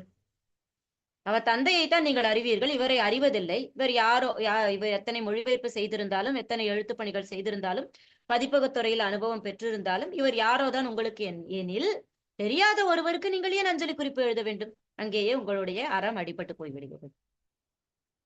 அடுத்து, அவர் அப்போதுதான் கல்கி என்ற எழுத்தாளரை வாசித்து இருந்தார். இது என்ன, அவருடைய வாசிப்பு அனுபவத்தை குறித்து தீர்ப்பிடக்கூடிய ஒரு தேர்வு அறையா? அந்த நபர் இறந்து விட்டார் இல்லையா? அவருடைய வாசிப்பு அனுபவம் எப்படி இருந்தது? அவர் கல்கியை வாசிப்பது அவசியமா? கல்கியை வாசிக்காமல் இருப்பது பெரும் பிழையா? அல்லது கல்கியை தாமதமாக வாசித்தால் அது ஒரு மனிதரின் பெருங்குறையா? அதுவும் ஒருவர் இறந்து விட்ட பிறகு சிந்திக்க வேண்டும். வாசிக்கக்கூடிய நாம் மனிதர்களில் எப்படியானவர்கள் கலந்து இருக்கிறார்கள் என்று பிரித்தறிவதற்கான ஒரு பதிவாகத்தான் இதை நான் பார்க்கிறேன். எனவேதான் இதை எடுத்துக்காட்டாக நான் இங்கே முன்வந்து பிரித்து துல்லியமாக எடுத்துக்காட்ட விரும்புகிறேன். ஏனென்றால் நான் தவறாக புரிந்து கொண்டேன் என்று நீங்கள் எண்ணிவிடக்கூடாது இல்லையா? ஒரு ஊடகவியலாளராகவும் ஒரு உளவியல் ஆலோசகராகவும் இருப்பதால் அந்த பதிவில் பின்னால் ஒளிந்திருந்த வன்மம், ஒருவரின் இறப்பில் கூட தானே உயர்ந்தவன், தான் பெரியவன், ஒரு மாணவர் என்றுதான் நான் இப்பொழுதும் பார்த்தேன் என்று நிறைவடைகிறது அந்த அஞ்சலி குறிப்பு. அவர் இறக்கும் பொழுது அவருக்கு வயது 62 என்று நினைக்கிறேன். 62 வயதில் ஒரு மனிதர், ஒரு ஆசிரியர், ஒரு அவர் மொழிபெயர்ப்பு செய்தவை இலக்கியங்களா, அவர் எழுதியது இலக்கியங்களா, அவர் பதிப்புத்துறையில் அறத்துடன் நடந்து கொண்டாரா என்பதெல்லாம் அது ஒரு தனி பிரிவு. ஆனால் நபர் இறந்து விட்டார், அவர் ஒரு மாணவர் தான் நிறைவு செய்கிறீர்கள் எனில் எந்த அளவுக்கு சுய தொழுகை என்று சொல்லக்கூடிய மனநோய் உங்களை பிடித்திருக்கிறது என்பது சிந்திக்க வேண்டிய ஒன்றாக இருக்கிறது. இளம் தலைமுறையினர் இப்படியான செய்திகளை, இப்படியான சர்ச்சைகளை துல்லியமாக நுட்பமாக கவனிக்க வேண்டும். இவற்றிலிருந்து நீங்கள் கற்றுக்கொள்ள வேண்டும். மனிதர்கள் எப்படி இருக்கிறார்கள்? இலக்கிய உலகத்தை காக்க வந்தவன் நான் தான் என்று சொல்லக்கூடிய ஒரு மேதமை நிலைப்பாடுகளோடு இருக்கக்கூடியவர்கள் யார்? அவர்கள் இந்த சமூகத்திற்கு என்ன கொடுக்கிறார்கள் என்பதை பகுத்தறிவோடு அணுக வேண்டும். இந்த சம்பவத்தின் நீட்சியாக சிலர் இதற்கு கண்டனம் தெரிவித்தார்கள். அதில் முதலில் கண்டனம் தெரிவித்த ஒரு பதிவில் இதை கண்ட போதே முதலில் கண்டனம் தெரிவித்து, இது எந்த விதமான மனநிலை? ஒருவரின் இறப்பில் நான் உயர்ந்தவன் என்று நிறுவ விரும்புகிறீர்களே என்று பின்னூட்டம் விட்டேன் என்ற நிலையோடு இதை பதிவு செய்கிறேன். அதன் பிறகு பலரும் கண்டனம் தெரிவித்தார்கள். பலரும் தனியாக கூட அதற்கான எதிர்வினைகளை தெரிவித்திருந்தார்கள். அதற்கு பிறகு அந்த நபரோடு, திரு அரவிந்தன் அவர்களோடு பணிபுரிந்த சில இளைஞர் பதிவுகளை கொடுத்திருந்தார்கள். அதில் ஒரு நபர் குறிப்பிட்டிருந்த பதிவு, அஞ்சலி பதிவில் என்ன செய்தி கொடுத்திருந்தார் என்றால், நான் அதை அடிக்கோடிட்டு சொல்ல வேண்டும் என்று விரும்பினேன். அப்படியே அதை குறிப்பேட்டில் எடுத்து எழுதி கொண்டேன் அந்த சொல்லை. அதை எழுதியவர் ஒரு பெரிய ஆளுமையோ, பெயர் சொன்னாலே தெரிந்து விடக்கூடிய நபரோ அல்ல. அஞ்சலி குறிப்பில் அவர் குறிப்பிட்டிருந்த சொல், உங்களிடமிருந்து நண்பர்களாகவே வாதிட கற்றுக்கொண்டோம் என்பதுதான் அந்த வாக்கியம். உங்களிடமிருந்து நண்பர்களாக வாதிட நாங்கள் கற்றுக்கொண்டோம். அவ்வளவு அழகாக இருக்கிறது. வாதிடும் நண்பர்களாக இருப்பது என்பதுதானே சரி. ஏனென்றால் வாதிடுவது கருத்தியலோடு தான் அந்த மோதல், அந்த நபரோடு அல்ல. நண்பர்களாக வாதிடுவது, இதுதான் அடுத்த தலைமுறைக்கு நாம் சொல்லிக் கொடுக்க வேண்டியது. ஆனால் நீங்கள் என்ன சொல்லிக் கொடுத்தீர்கள்? எழுத்து ஆளுமை என்று பறைசாற்றி கொள்ளக்கூடிய நீங்கள் என்ன செய்தீர்கள் என்று நான் பெயரை கூட குறிப்பிட விரும்பாத அந்த எழுத்தாளருக்கு இதன் மூலமாகவும் செய்தி சொல்வதோடு உங்களுக்கும் அந்த பதிவு அஞ்சலியில் நேர்ந்த அறமற்ற பண்பு குறித்து பகிர விரும்பினேன். எனவே பகிர்ந்தேன். அடுத்து, ஊடக மொழியில் நாம் மிகவும் கவனிக்க வேண்டிய ஒன்று என்றால் ஐ கான்டாக்ட் என்பார்கள். கண்ணோடு கண் பார்க்க வேண்டும் இல்லையா? அது அறிவியலும் சொல்வார்கள், அப்போதுதான் அதில் உண்மை இருக்க வேண்டும் என்று. அங்கே இங்கே பார்த்துவிட்டு ஏதோ கவனமின்றி, பற்றுதலின்றி, ஒரு பணியை அர்ப்பணிப்பு உணர்வு இன்றி செய்யும் பொழுது அந்த ஐ கான்டாக்ட் உங்களுக்கு காட்டி கொடுத்து விடும். கண்ணோடு கண் பார்க்கிறதா என்பதையும் உற்று கவனியுங்கள். இவையெல்லாம் உங்களுக்கு தெரிந்தவைதான். இப்படி இருந்தாலும் தொடர்ந்து ஊடக மொழியில் தவறான புரிதல்கள் நேர்ந்து கொண்டே இருக்கின்றன, குழப்பங்கள் தொடர்ந்து நேர்ந்து கொண்டே இருக்கின்றன. ஏனெனில் பரபரப்புக்காக அவை இயங்குகின்றன என்பது ஒன்று. கள்ளச்சாவு விவகாரம், கள்ளச்சாவு சம்பவம் என்றெல்லாம் குறிப்பிடுகிறார்கள். இது ஒரு சம்பவம் என்றால் தொடர்ந்து நிகழக்கூடிய ஒன்று என்பது மரணத்தின் தீவிரத்தை குறைத்து காட்டக்கூடியதாக ஒன்று இருக்கிறது இல்லையா? கள்ளச்சாவு என்று சொல்லும் பொழுதே அது ஒரு தீவிரமான மரணம் என்பது புரிந்துவிட்டது. இதை ஏன் சம்பவம் என்று குறிப்பிடுகிறீர்கள் என்று புரியவில்லை. இப்படி மொழியின் தேவையற்ற சொற்களை சேர்க்கும் பொழுது அது ஒன்று அந்த செய்தியின் தீவிரத்தை குறைத்து விடுகிறது, அல்லது அதீதமாக மனிதர்களை உணர்வு மேலிடச் செய்யக்கூடிய வாய்ப்பும் இருக்கிறது. கந்தசாமி என்பவர் ராமசாமிக்கு உறவினர் என்பது தெரிந்ததே. இது என்ன விதமான ஊடக மொழி? எப்படி வாசிக்கக்கூடிய நபருக்கு எப்படி தெரியும்? என்பது தெரிந்ததே என்பது எதற்கு? இவர் கட்டிட தொழிலாளியாக பணிபுரிந்து கொண்டிருந்தார் என்பது தெரிந்ததே. எனக்கு எப்படி தெரியும்? எனக்கு தெரியாது. மிகவும் அபத்தமாக இருக்கிறது இல்லையா நண்பர்களே? இப்படியாகத்தான் செய்தியை, ஊடக மொழியை தயாரித்துக் கொண்டிருக்கிறார்கள். இவற்றையெல்லாம் நாம் களைய வேண்டுமெனில் பொறுப்புணர்வை இன்னும் கூர்மைப்படுத்த வேண்டும். சம்பவம் அறிந்தவுடன் காவலர் விரைந்து சென்று எப்பொழுதும் வந்துவிடும். இதன் மூலம் என்ன சொல்ல விரும்புகிறீர்கள்? காவல்துறை எப்பொழுதும் சரியாக இருக்கிறது, விரைந்து செல்கிறது என்று.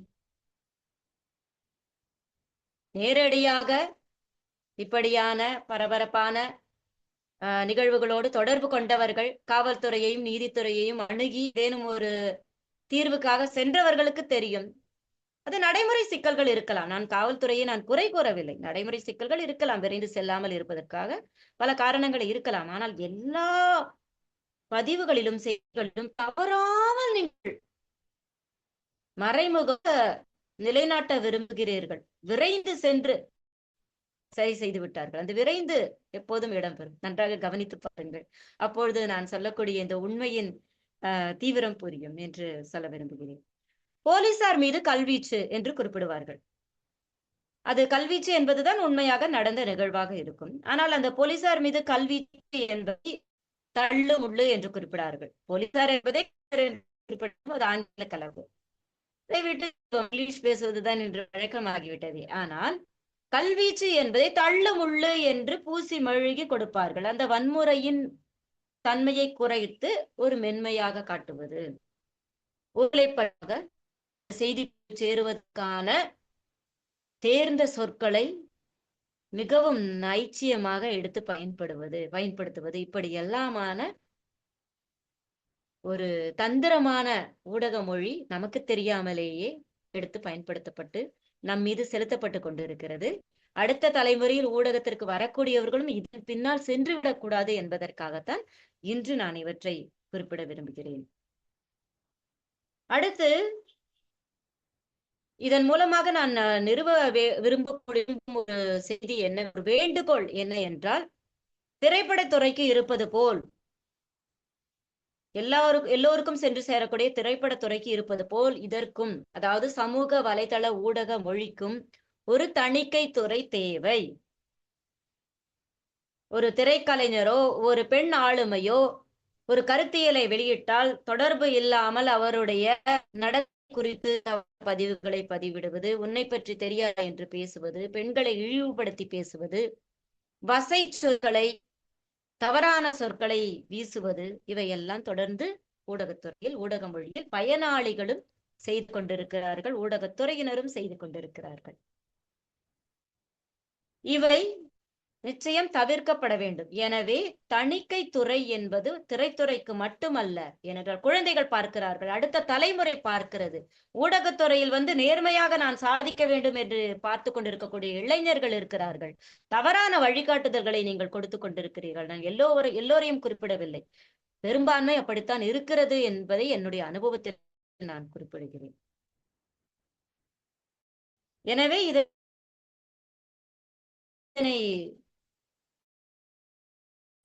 குழு ஊடக மொழிக்கு வேண்டும் என்பது குறித்து முன்னெடுப்புகளை செய்து கொண்டிருக்கிறேன். இன்னும் தொடர்ந்து எல்லோருடைய ஒத்துழைப்பும் இருந்தால் அது சாத்தியப்படும் என்று நம்புவோம். மோர் என்று ஆங்கிலத்தில் சொல்வோம் இல்லையா, MORE என்று சொல்வோம். என்னுடைய நிறைவு பகுதி கிட்ட வந்துவிட்டது. இன்னும் ஒரு 5 நிமிடம் எடுத்துக்கொள்கிறேன், அவ்வளவுதான். மோர் என்றால் கூடுதல் என்று ஒரு சொல் பயன்பாட்டில் இருந்து வந்தது. ஆனால் தற்காலத்தில் மேலதிக குறிப்பிடுகிறோம். அது தேவையில்லை. மேலதிக என்பது 2 சொற்கள், அதை குறைத்து கூடுதல் என்பதே அந்த பொருளை தந்துவிடக்கூடியதாக இருக்கிறது. இது புதிதாக சொற்களை உருவாக்குகிறோம் என்றும் பலரும் பல குழப்பங்களை ஏற்படுத்துகிறார்கள். அவற்றையும் நாம் கூர்ந்து கவனிக்க வேண்டும். பிறகு பிறமொழி கலப்பு, அது குறித்து நானும் கற்றுக்கொண்டுதான் இருக்கிறேன். மாணவியாக என்னுடைய மொழியிலும் ஆங்கில கலப்போ அல்லது வடமொழி சொற்களோ இல்லாமல் போக வேண்டும் என்பதற்கான முன்னெடுப்புகளை எடுத்துக்கொண்டிருக்கிறேன். குழந்தைகள் மாணவர்கள் இருப்பதால் சிலவற்றை இங்கே குறிப்பிட விரும்புகிறேன். அகங்காரம் என்று சொல்கிறார்கள், செருக்கு என்று சொல்லுங்கள், அக்கிரமம் என்பதை முறையீடு என்று சொல்லுங்கள், அதிபர் என்று செய்திகளில் வருகின்றன, தலைவர் என்று குறிப்பிடுங்கள், அதிருப்தி என்பதை மனக்குறை என்று குறிப்பிடுங்கள், அத்தியாவசியமானது என்பதை இன்றியமையாதது என்று குறிப்பிடுங்கள், அநேக என்பதை பல என்று புரிந்து கொள்ளுங்கள், அதுதான் சரியான சொல். அபகரி என்பதற்கு கைப்பற்று என்ற அழகான தமிழ் சொல் இருக்கிறது. அபாயம் என்பதை இடர் என்று சொல்லுங்கள், அபூர்வ என்பதை அரிது என்று சொல்லுங்கள், அபிப்பிராயம் என்பதை கருத்து என்று தமிழ் சொல்லால் அறிந்து கொள்ளுங்கள், ஆச்சரியம் என்பதை வியப்பு என்றே சொல்லுங்கள், ஆமோதித்தான் என்பதை வழிமொழிதல் என் தமிழ் சொல் வழியாக அழகாக நகரத்தோடு பயணித்து சொல்லி பாருங்கள், ஆனந்தம் என்பதை மகிழ்ச்சி என்று சொல்லி பாருங்கள். இன்னும் கூடுதல் மகிழ்ச்சி கிடைக்கும் என்று மீண்டும் ஒரு முறை நான் சொல்ல விரும்புகிறேன். இதே போல மற்றும் ஒரு தவறான பயன்பாட்டில் இருக்கக்கூடிய சொல்லை கூட இங்கே எடுத்துக்காட்ட விரும்புகிறேன். மலிவு என்று சொல்வார்கள் இல்லையா, மலிவு விலையில் கிடைக்கிறது என்று சொல்லும் பொழுது குறைந்த விலையில் கிடைக்கிறது என்று ஆங்கிலத்தில் சீப் என்று சொல்லக்கூடிய பொருள் தரக்கூடிய வகையில் தான் பயன்படுத்தி கொண்டிருக்கிறோம் நாம் எல்லோருமே. வெங்காயம் மலிவாக கிடைக்கிறது, அங்கே இந்த பொருள் மலிவாக கிடைக்கிறது என்றெல்லாம் குறிப்பிடுவோம் இல்லையா. ஆனால் உண்மையில் மலிவு என்ற சொல்லின் வேர் சொல் தமிழில் மல் என்பதாகும். மல் என்பதற்கு பெருகுதல் என்றுதான் பொருள். அப்படி எப்படி மலிவு என்பது குறைவான ஒரு பொருளை வழங்கக்கூடியதாக மருவி பயன்பாட்டில் வருகிறது என்று தோன்றுகிறது இல்லையா. இதில் தான் நம்முடைய தமிழ் முன்னோடிகள், தமிழர்கள் மொழியின் கட்டமைப்பில் எவ்வளவு ஆளுமையோடு கூர்ந்த நுட்ப பார்வையோடு இருந்திருக்கிறார்கள் என்பதை நான் குறிப்பிட விரும்புகிறேன். மலிவு என்பது பொருளியலும் நுண்ணியலிலும் அவர்கள் நுட்பமாக, அந்த மைக்ரோ எக்கனாமிக்ஸ் என்பார்கள், நுட்பமான பொருளியலில் தேர்ந்தவர்களாக நம்முடைய தமிழ் ஆவலர்கள், கட்டமைப்பு செய்தவர்கள் இருந்திருக்கிறார்கள் என்பதற்கான சான்றுதான் இந்த மலிவு என்று சொல். அந்த பொருளின் தரவு, பொருளின் இருப்பு பெருகியுள்ளது என்பதற்காகத்தான் அந்த சொல்லை உருவாக்கினார்கள். எனவே மலிவாக அங்கே இருக்கிறது என்று சொல்லும் பொழுது வெங்காயம் நிறைய தரவு வந்துள்ளது, பெருகியுள்ளது என்பதுதான் பொருள். ஒரு பொருளின் தேவைக்கு அதிகமான தரவு அங்கே வந்துவிட்ட போது, பொருளின் இருப்பு அதிகரித்து விட்ட போது என்ன நேரும்? அதன் விலை குறையும் இல்லையா? இப்படியான தொடர்பு இருக்கிறது. பொருள் தொடர்பை, இந்த பொருளியல் கோட்பாட்டை, டிமாண்ட் அண்ட் சப்ளையின் கோட்பாட்டை நீங்கள் இணையதளத்தில் தேடினால் ஏதோ ஒரு மேல்நாட்டு அறிஞர் இந்த தேதியில் இந்த நாளை கண்டுபிடித்தார் என்று இருக்கும். ஆனால் நம்முடைய தமிழ் மரபில் இந்த நுண்ணிய நுண்பொருளியலின் பொருள் அறிந்து ஒரு பொருளின் இருப்பு அதிகரித்து விட்டது. அந்த அதிகரித்து பெருக்குதல் என்பதற்காக மலிவு என்று குறிப்பிட ஆரம்பித்து, அதுதான் மருவி காலப்போக்கில் அதன் குறைந்து விட்டது, அதன் விலை குறைந்து விட்டது என்ற பொருளில் நாம் பயன்படுத்த ஆரம்பித்து விட்டோம். இப்படியான புரிதலை நாம் புரிந்து கொள்ள வேண்டும். நம் முன்னோர்கள் எப்படி கூர்ந்த அறிவோடு நம் மொழியை அமைத்திருக்கிறார்கள். அதனை சிதைக்கலாமா? வளம் மலிந்த நாடு என்று சொல்லும் பொழுது வளம் மிகுதியான நாடு என்பதுதான் பொருளாக இருக்கிறது.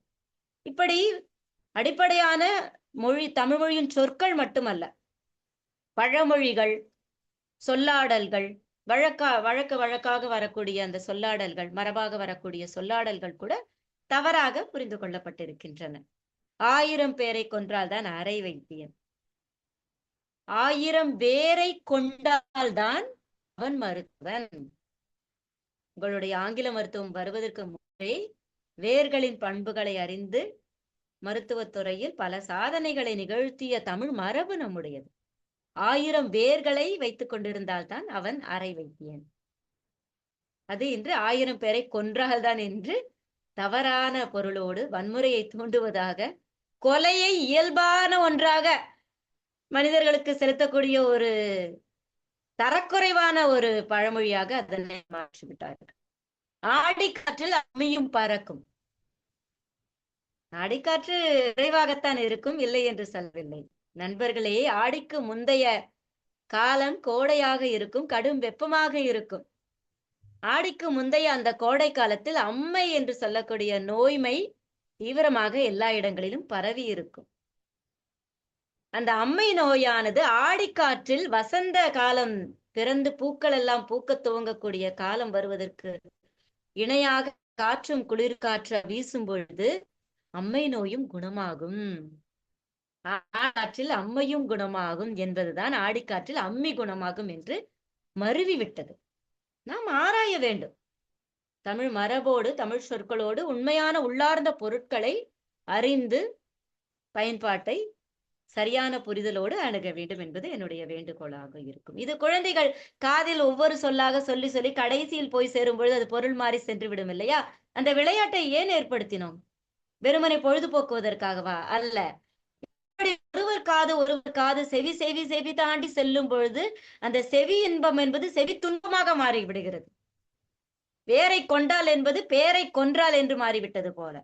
எனவே நம்முடைய வாழ்வியல் முறையில் மொழியின் ஆளுமையை அறிந்து கொள்வதற்கான பல நுட்பங்கள் கலந்திருக்கின்றன. அவற்றின் அருமையை புரிந்து இனிமேலாவது ஊடக மொழியில் மட்டுமல்ல, நடைமுறை வாழ்வில் வீட்டிலிருந்தே துவங்குவோம். நல்ல மொழியின் ஆளுமையை அப்படியே கொண்டு செல்வதற்கு, நம்மால் ஆனவற்றை செய்வதற்கு இளைஞர்களும் மாணவர்களும் கற்றுக்கொண்டே இருக்கக்கூடிய பெரியவர்களாக நாமும் நம்மை மாற்றிக்கொள்ள ஏற்றுக்கொள்ளாமல், தலையில் சுமையை ஏற்றிக்கொள்ளாமல் இன்னும் நான் கற்றுக்கொண்டே இருக்கிறேன் என்ற நிலைப்பாட்டிற்கு வந்தால் நம்முடைய தமிழ் மொழி இன்னும் சீர்படும், இன்னும் மேன்மை பெறும். அதன் மேன்மை, செம்மை உலகெங்கும் நிச்சயமாக சென்று சேரும் என்பதை நான் இங்கே குறிப்பிட விரும்புகிறேன்.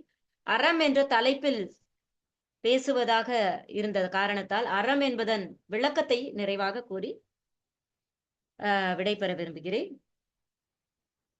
அறம் என்பது அறம் செய்ய விரும்பு என்று அவைய குறிப்பிட்டார். அறு என்பது ஒரு வினைச்சொல். அறுக்க வேண்டும். எதை அறுக்க வேண்டும்? தீவினைகளை, தீய எண்ணங்களை அறுக்க வேண்டும். எனவே அறம் என்பது ஒரு வினை என்பதை விடவும் ஒரு மனத்திலிருந்து தோன்றக்கூடிய எண்ணம் என்ற ஒரு நோக்கில் தான் நாம் கொள்ள வேண்டும். அறம் என்பது இங்கே இருப்பது, செய்வதற்கு முன்பே இங்கே தோன்றுவது, சரியாக திட்டமிட்டு ஒழுக்கத்தோடு நேர்மையோடு தீவினைகளை அறுத்து கொண்டு செய்வது என்பதுதான் அறம். தீவினைகளை அறுத்துவிட்டு செய்கிறீர்களா? அந்த அறம் இருக்கிறதா? அறம் என்று நூல் வருகிறது. நூலை எழுதுவோருக்கு அந்த அறம் இருக்கிறதா என்று அவரும் எடை போட வேண்டும், நாமும் எடை போட வேண்டும். தீவினைகளை அறுத்து செல்வது என்ற உணர்வு என்பது நடத்தை சார்ந்து வருகிறது. மாறல் என்று சொல்லக்கூடிய ஒழுக்கம் சார்ந்து வருகிறது. அந்த ஒழுக்கத்தை கொண்டோம் எனில் நிச்சயமாக நம்முடைய உறவும் சரியாக இருக்கும். சமூக பொறுப்புணர்வோடு நாம் நடந்து கொள்ள ஆரம்பிப்போம். அப்போது மொழியும் பாதுகாக்கப்படும். சமூகத்தின் ஒட்டுமொத்தமான முன்னேற்றமும் சற்றே எளிதாகும். அவ்வளவுதான். இந்த எண்ணத்தை திருவள்ளுவர் மனத்துக்கண் மாசிலனாதல் அனைத்தரன் ஆகலர் இயப்பெற நீரப்பெற இல்லையா? எல்லாம் தெரிந்த ஒரு திருக்குறள் தான் இது. மன தூய்மையோடு ஒரு செயலை நீங்கள் செய்ய துவங்கும் பொழுது அதுதான் ஒரு அறத்தின் உச்சமாக இருக்கும் என்று ஐயன் வள்ளுவர் குறிப்பிடுகிறார். அந்த மன தூய்மை இருக்கிறதா என்று நம்மை நாம் ஒரு சோதனைக்கு உட்படுத்தி கொள்ள வேண்டும் என்றுதான் என்னுடைய வேண்டுகோள் இந்த நிகழ்வின் மூலமாக வைக்க விரும்பினேன். அந்த வேண்டுகோளை வைத்து விட்டேன். அறம் அல்லாது செய்யக்கூடிய எல்லா செயல்களும் வெளிப்பகட்டு மட்டுமே. வெளிப்பகட்டுக்காக எதையும் செய்ய வேண்டாம். உள்ளார்ந்த அறத்தோடு, அன்போடு, மொழியின் மீதான பற்றுதலோடு, அடுத்த தலைமுறையின் மீதான கருணையோடு மொழியை அணுகுவோம். ஊடக மொழியை அணுகுவோம். தமிழ் மொழி இன்னும் அதன் செம்மையை உலகெங்கும் பரவச் செய்யட்டும். அதற்காக ஒரு சிறு கையசைப்பை, சிறு புன்னகையை, சிறு முன்னெடுப்பை நம்மிலிருந்தும் துவங்குவோம் என்று கூறி கடந்த 4 நாட்களுக்கு முன்புதான் ஐயா காமராஜ் அவர்கள் என்னிடம் இந்த வேண்டுகோளை விடுத்தார். வெகு காலம் ஆகிவிட்டது அம்மா, நீங்கள் பேசுங்கள் என்று. எனவே சட்டென மனதில் தோன்றிய இந்த ஒரு விடயம் என்னுடைய மனதில், நாம் தமிழர்கள் அன்பின் உணர்வுக்கு தலைப்பட்டு இயங்குபவர்கள், அறிவால் இயங்குபவர்கள் என்றாலும் உணர்வுக்கும் நாம் முக்கியத்துவம் கொடுப்பவர்கள் என்ற காரணத்தால் உணர்வின் உந்துதலோடு ஒரு இரங்கல் செய்தியில் கூட ஒரு ஊடக மொழியெல்லாம் பதிவிடுகிறார்களே, வஞ்ச புகழ்ச்சியை சேர்க்கிறார்களே என்ற ஒரு வேதனையை அது சார்ந்து சில தரவுகளை எடுத்துக்கொண்டு ஊடக மொழியின் மேம்பாட்டை எப்படி நாம் கொண்டு செல்ல வேண்டும் என்பது இளைய தலைமுறைக்கும் நம் சக தோழமைகளுக்கும் தமிழ் ஆளுமைகளிடத்தும் பகிர்ந்து கொள்ள விரும்பினேன். ஏனென்றால் பேசினால்தான் தீரும் என்பதில் எனக்கு நம்பிக்கை உண்டு. எனவே பேசினேன். முன் தயாரிப்பு என்று சொல்லலாமா? இல்லை, அது தயாரிப்பு என்பது கூட தமிழ் மொழி அல்ல இல்லையா? என்னுடைய இந்த உரையில் ஏதேனும் பிழை இருந்தால் மன்னித்துக் கொள்ளுங்கள், மேம்படுத்திக் கொள்வோம், கலந்துரையாடுவோம். இந்த உரை குறித்து உங்களுடைய பார்வைகளையும் தொடர்ந்து முன்வையுங்கள்.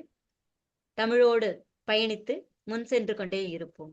வாய்ப்பிற்கு மீண்டும் ஒரு முறை நெஞ்சார்ந்த நன்றி. நன்றிங்க அம்மா. சிறப்பாக உரையாற்றிய அம்மா அவர்களுக்கு கலந்துரையாடவும் பேரவை சார்பாக நன்றிகள் தெரிவித்துக் கொள்கிறோம். அடுத்ததாக வாழ்த்துறை வழங்குவதற்கு நீதியரசர் நடராசன் ஐயா அவர்களை அன்புடன் வைக்கிறேன். அனைவருக்கும் வணக்கம். இன்று நமது சிறப்பு விருந்தினர் ஜெயஸ்ரீ அவர்கள் ஊடக மொழியும் அறமும் என்ற தலைப்பில் ஒரு அருமையான உரையை ஆற்றியிருக்கிறார். அவருக்கு முதலில் எனது வாழ்த்துகளும் பாராட்டுகளும் உரித்தாகுக. ஊடகம் என்பது இந்த காலகட்டத்தில் ஒரு வலிமை மிகுந்த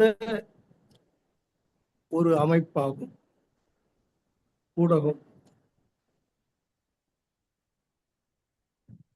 அது ஆட்சி மன்றமாக இருக்கிற பாராளுமன்றம், சட்டமன்றம், இவைகளை அடுத்து அதை காப்பாற்றுகின்ற நீதிமன்றம் ஆகிய 3 அமைப்புகளுக்கு அடுத்ததாக 4வது தூணாக இருக்கக்கூடிய அமைப்புதான் இந்த ஊடகம் என்பது என்று சொல்லிக் கொள்கிறார்கள்.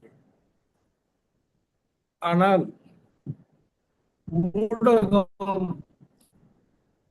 வேறு நாட்டில் எவ்வாறு செயல்படுகிறது, நமது இந்திய நாட்டில் அந்த ஊடகம் எவ்வாறு செயல்படுகிறது என்பதை ஒப்பிட்டு பார்த்தால் நாம் வெட்கத்தோடு தலை குனிந்து நிற்க வேண்டிய நிலை உள்ளது. சில ஆண்டுகளுக்கு முன்பு அமெரிக்க அதிபர் தனது சுருக்கெழுத்தாளராக பணிபுரிந்த பெண்ணிடம் தகாத உறவு கொண்டிருந்தார் என்பதை இந்த ஊடகங்கள் தான், அதாவது அமெரிக்க ஊடகம்தான் வெளிச்சத்திற்கு கொண்டு வந்து இந்த உலகுக்கெல்லாம் எடுத்து சொன்னது. அதன் விளைவாக அந்த குற்றச்சாட்டு உண்மை என்பதை நிரூபிக்கவும் அந்த அமெரிக்க அதிபர் தனது பதவியை விட்டு விலகவும் இந்த ஊடகம் துணையாக இருந்தது. அதுவே முழு காரணமாகவும் இருந்தது என்பது கடந்த கால வரலாறு ஆகும். அவ்வாறு வலிமை மிக்க ஒரு ஊடகம் நமது இந்திய நாட்டில் இருக்கிறதா என்றால் இல்லை என்று நான் உறுதியாக சொல்லுவேன். முதல் காரணம் நடைமுறையில் உள்ளதை சொல்லுகிறேன். இங்கே நமக்கு வேண்டிய நண்பர்களோ உறவினர்களோ ஊடகக்காரர்களாக இருந்தால் அவர்கள் என் மீது கோபம் கொண்டாலும் அதை பற்றி எனக்கு கவலை இல்லை. இந்த ஊடகவியலாளர்கள், அதாவது நேரடியாக களத்திலே பணிபுரிபவர்கள் நிருபர்கள். அந்த நிருபர்கள் அந்த ஊடகத்தில் சம்பளம் வாங்குகிறார்கள், ஊதியம் பெற்றுதான் அந்த தொழிலை பார்த்து கொண்டிருக்கிறார்கள். ஆனால் ஒரு செய்தியை சேகரிக்க வேண்டும் என்பது அவருடைய நிறுவனம் அவருக்கு இட்ட கட்டளை.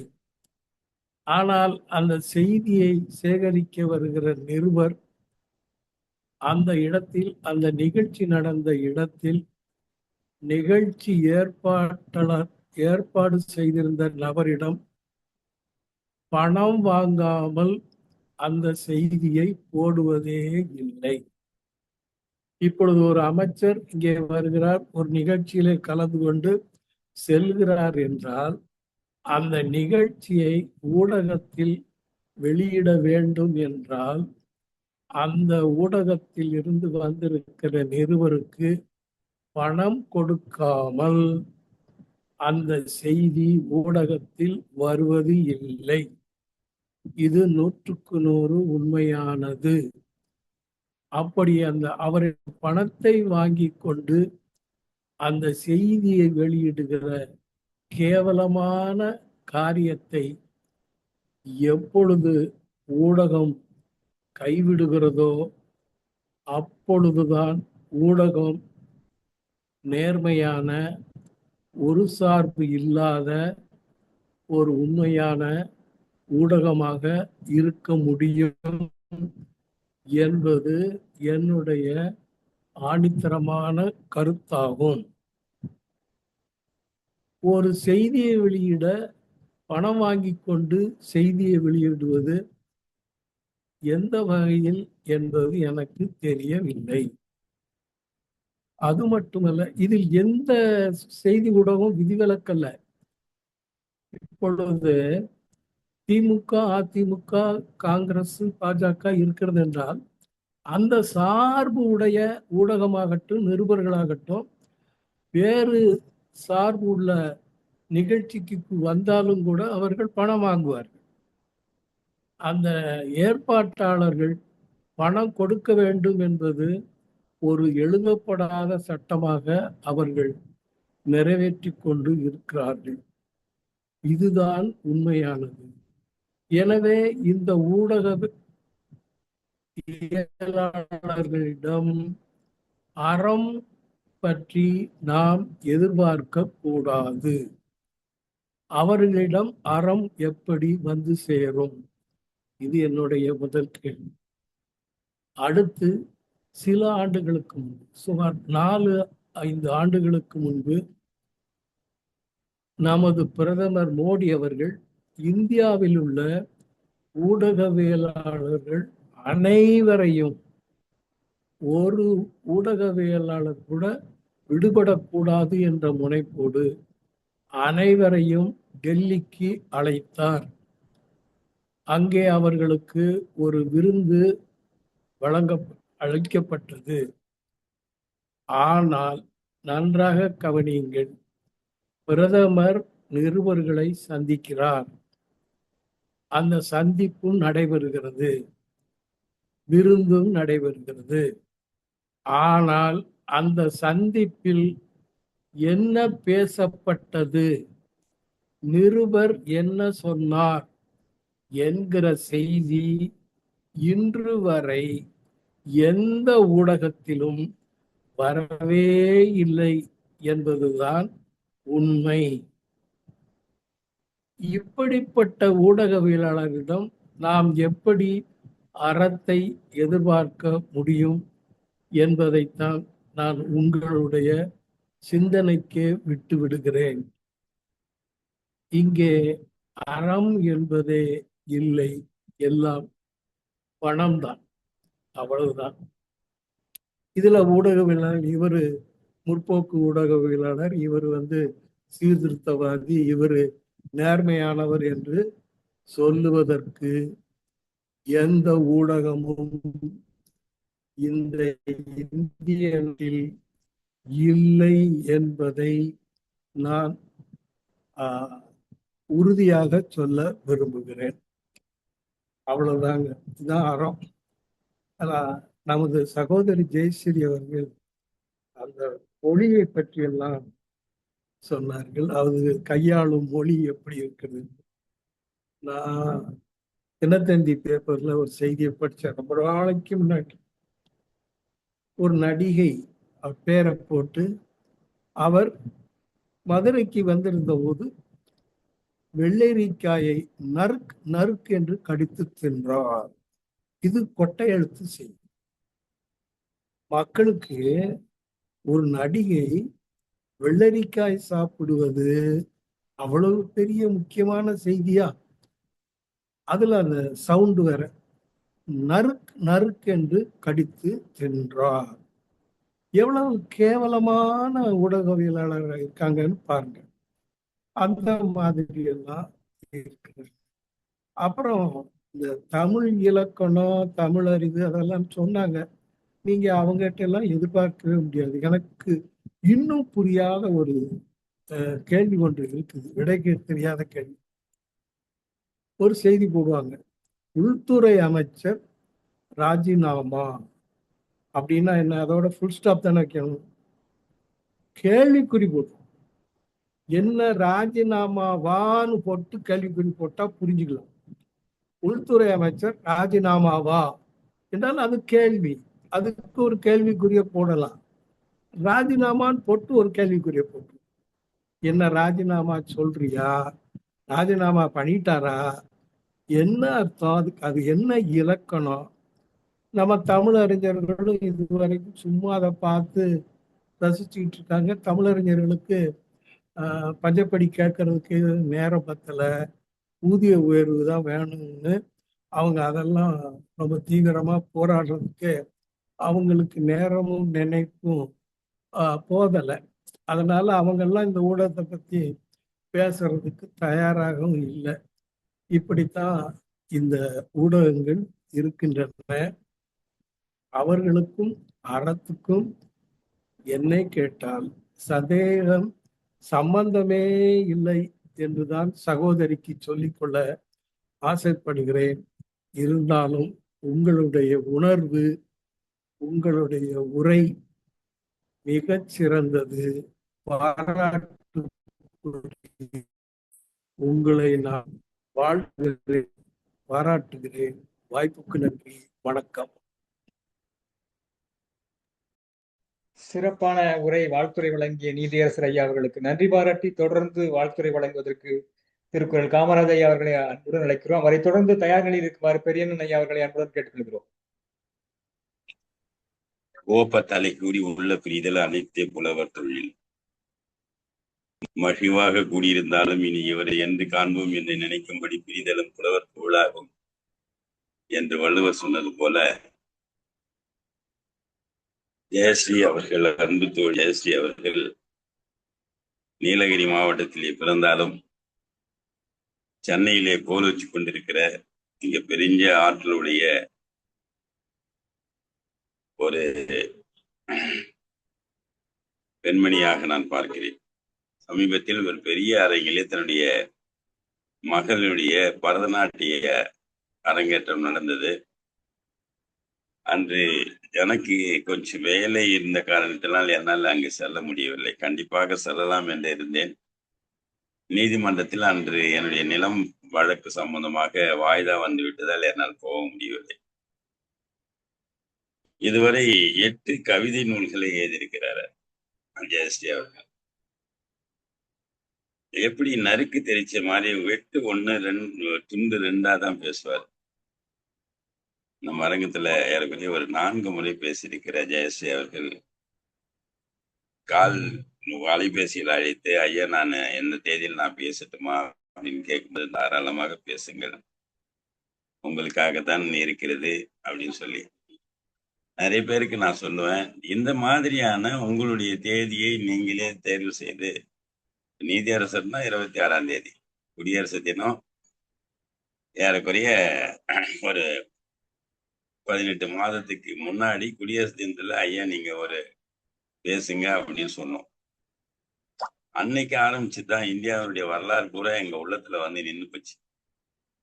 அதை ஒரு புத்தகமா அடிச்சோம்னாக்கா பண்பாட்டு பயணத்தை விட 2 மடங்கு ஆயிடும் பொழுது, அதே பெரிய புத்தகமா மாறும் பொழுது, அந்த அளவுக்கு ஒரு பெரிய எதையும் தள்ள முடியாத ஒரு ஆவணமாக அதுக்கும் ஆதாரம் தேதி குறிப்பிடுவார். அதே போல இன்று ஜெயஸ்ரீ சொன்னதை விட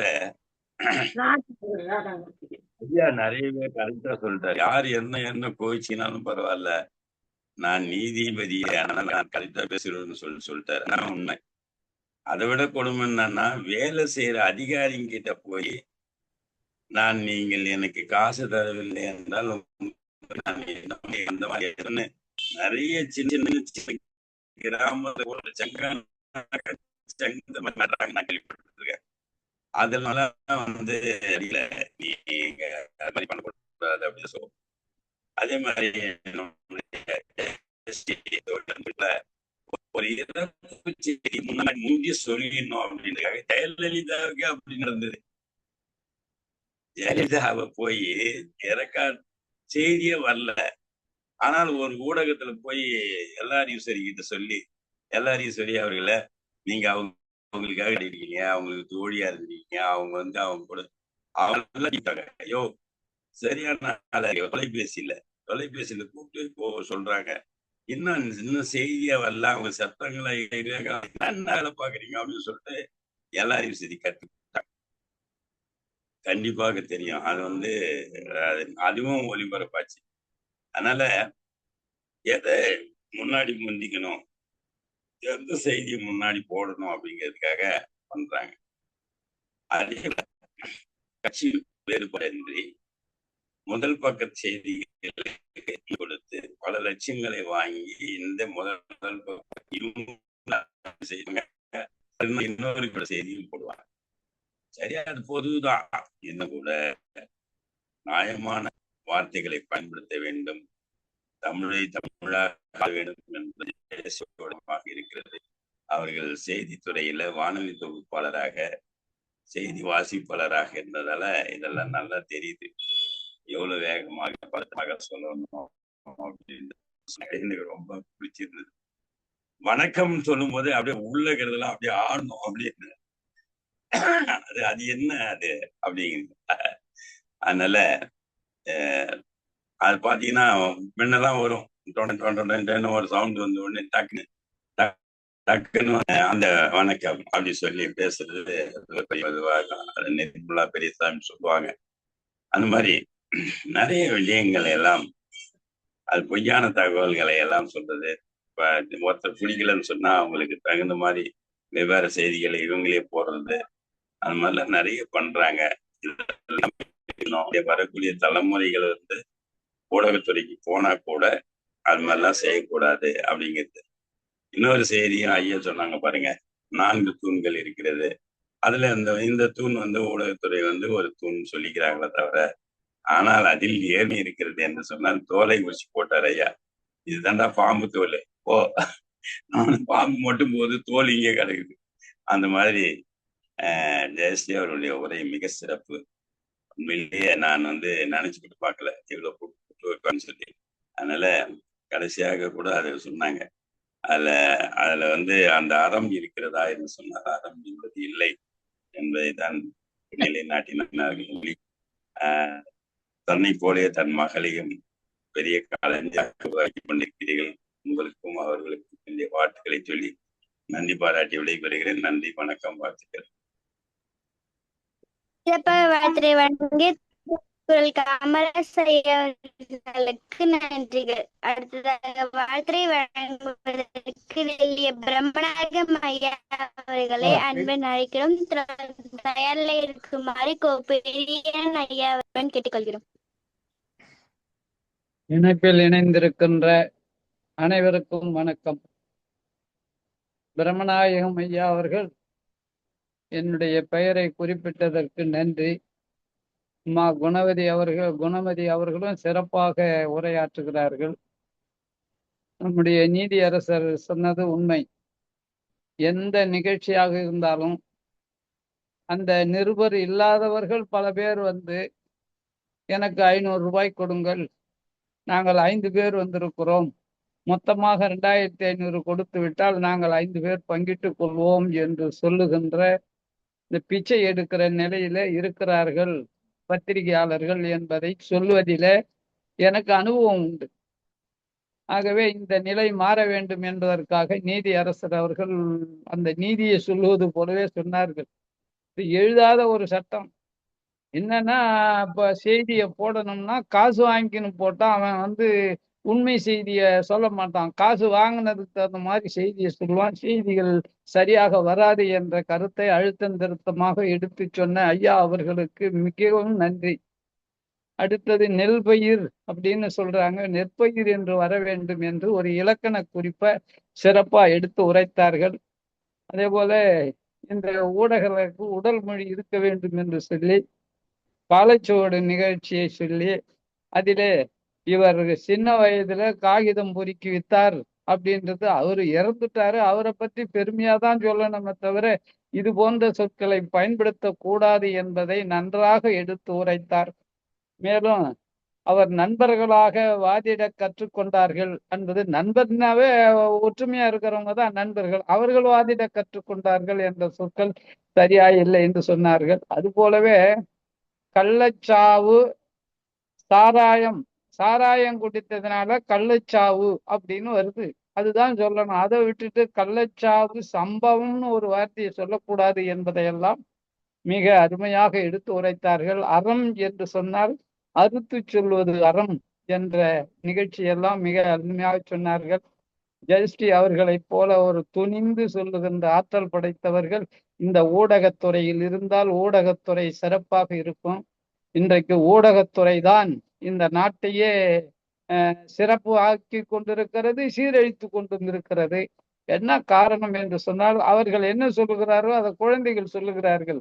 இப்போ அநேக அப்படின்றத பல, ஆச்சரியம் அப்படின்னா வியப்பு, இது மாதிரி ஆங்கில மற்ற சொற்களுக்கு அயல்மொழி சொற்களுக்கெல்லாம் தமிழை சொன்னால் அவர்களுடைய உள்ளத்திலே பதியும். இப்பொழுதெல்லாம் விரைவு வண்டிக்கு செய்கிறேன், அங்காடிக்கு செல்கிறேன், இப்படி தமிழ் சொற்கள் பல பேருடைய உள்ளத்திலே வருகிறது, பேசுகிறார்கள். இதற்கெல்லாம் ஊடகமும் ஒரு காரணமா. தானி ஓட்டுநர், தானினா அது ஆட்டோ, போக்கிலி அது மாதிரி ஒரு சொல்லு, போக்கிலினா ரவுடி. 2 பேர் போக்கிலிகள் சண்டை செய்து கொண்டார்கள்னா ரவுடின்றத போக்கிலின்னு தமிழ் சொல்லா மாற்றி கொடுத்திருக்கிறார்கள். ஆகவே இது போன்ற நிகழ்விலே கலந்து கொண்டு மிக அருமையாக ஒரு ஆய்வுரையை நிகழ்த்தினாங்க. அது என்னன்னா, மலிவு என்பது, மலிவுனா அதிகமாக வந்ததுன்னா அது மலிவு.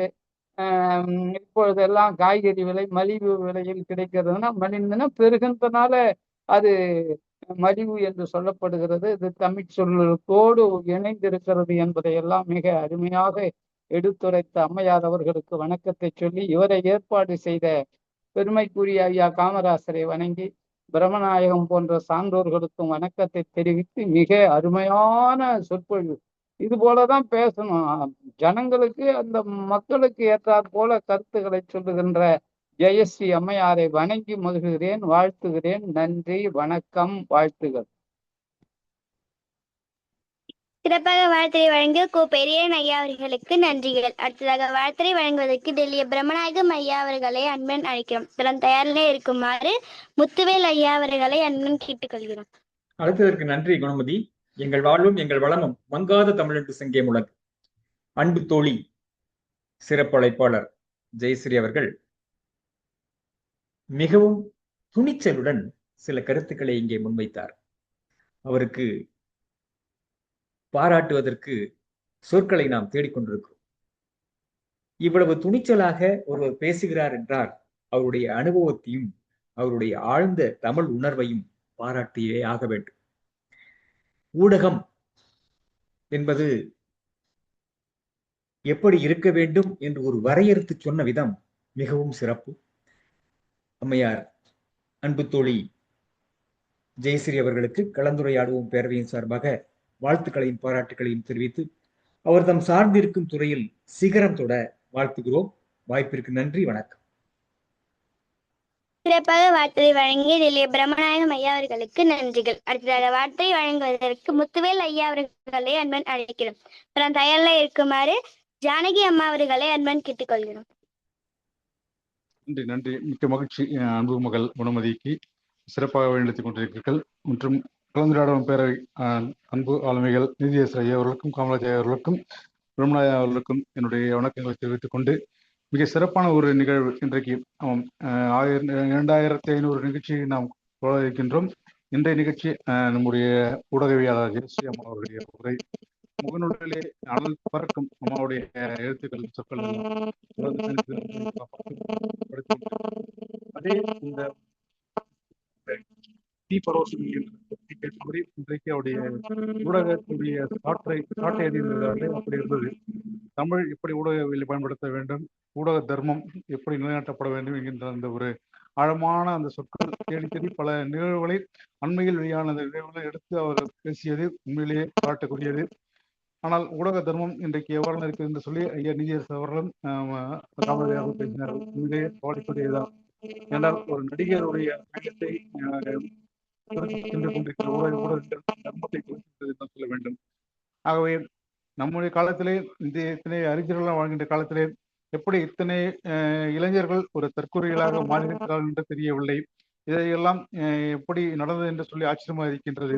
நான் வாழும் காலத்தில் தான் இவ்வாறு நடந்திருக்கின்றது என்று எண்கின்ற பொழுது மீண்டும் நான் கற்காலத்தை நோக்கி சென்று விட்டோமோ என்ற ஒரு பயமும் உருவாகி கொண்டிருக்கின்றது.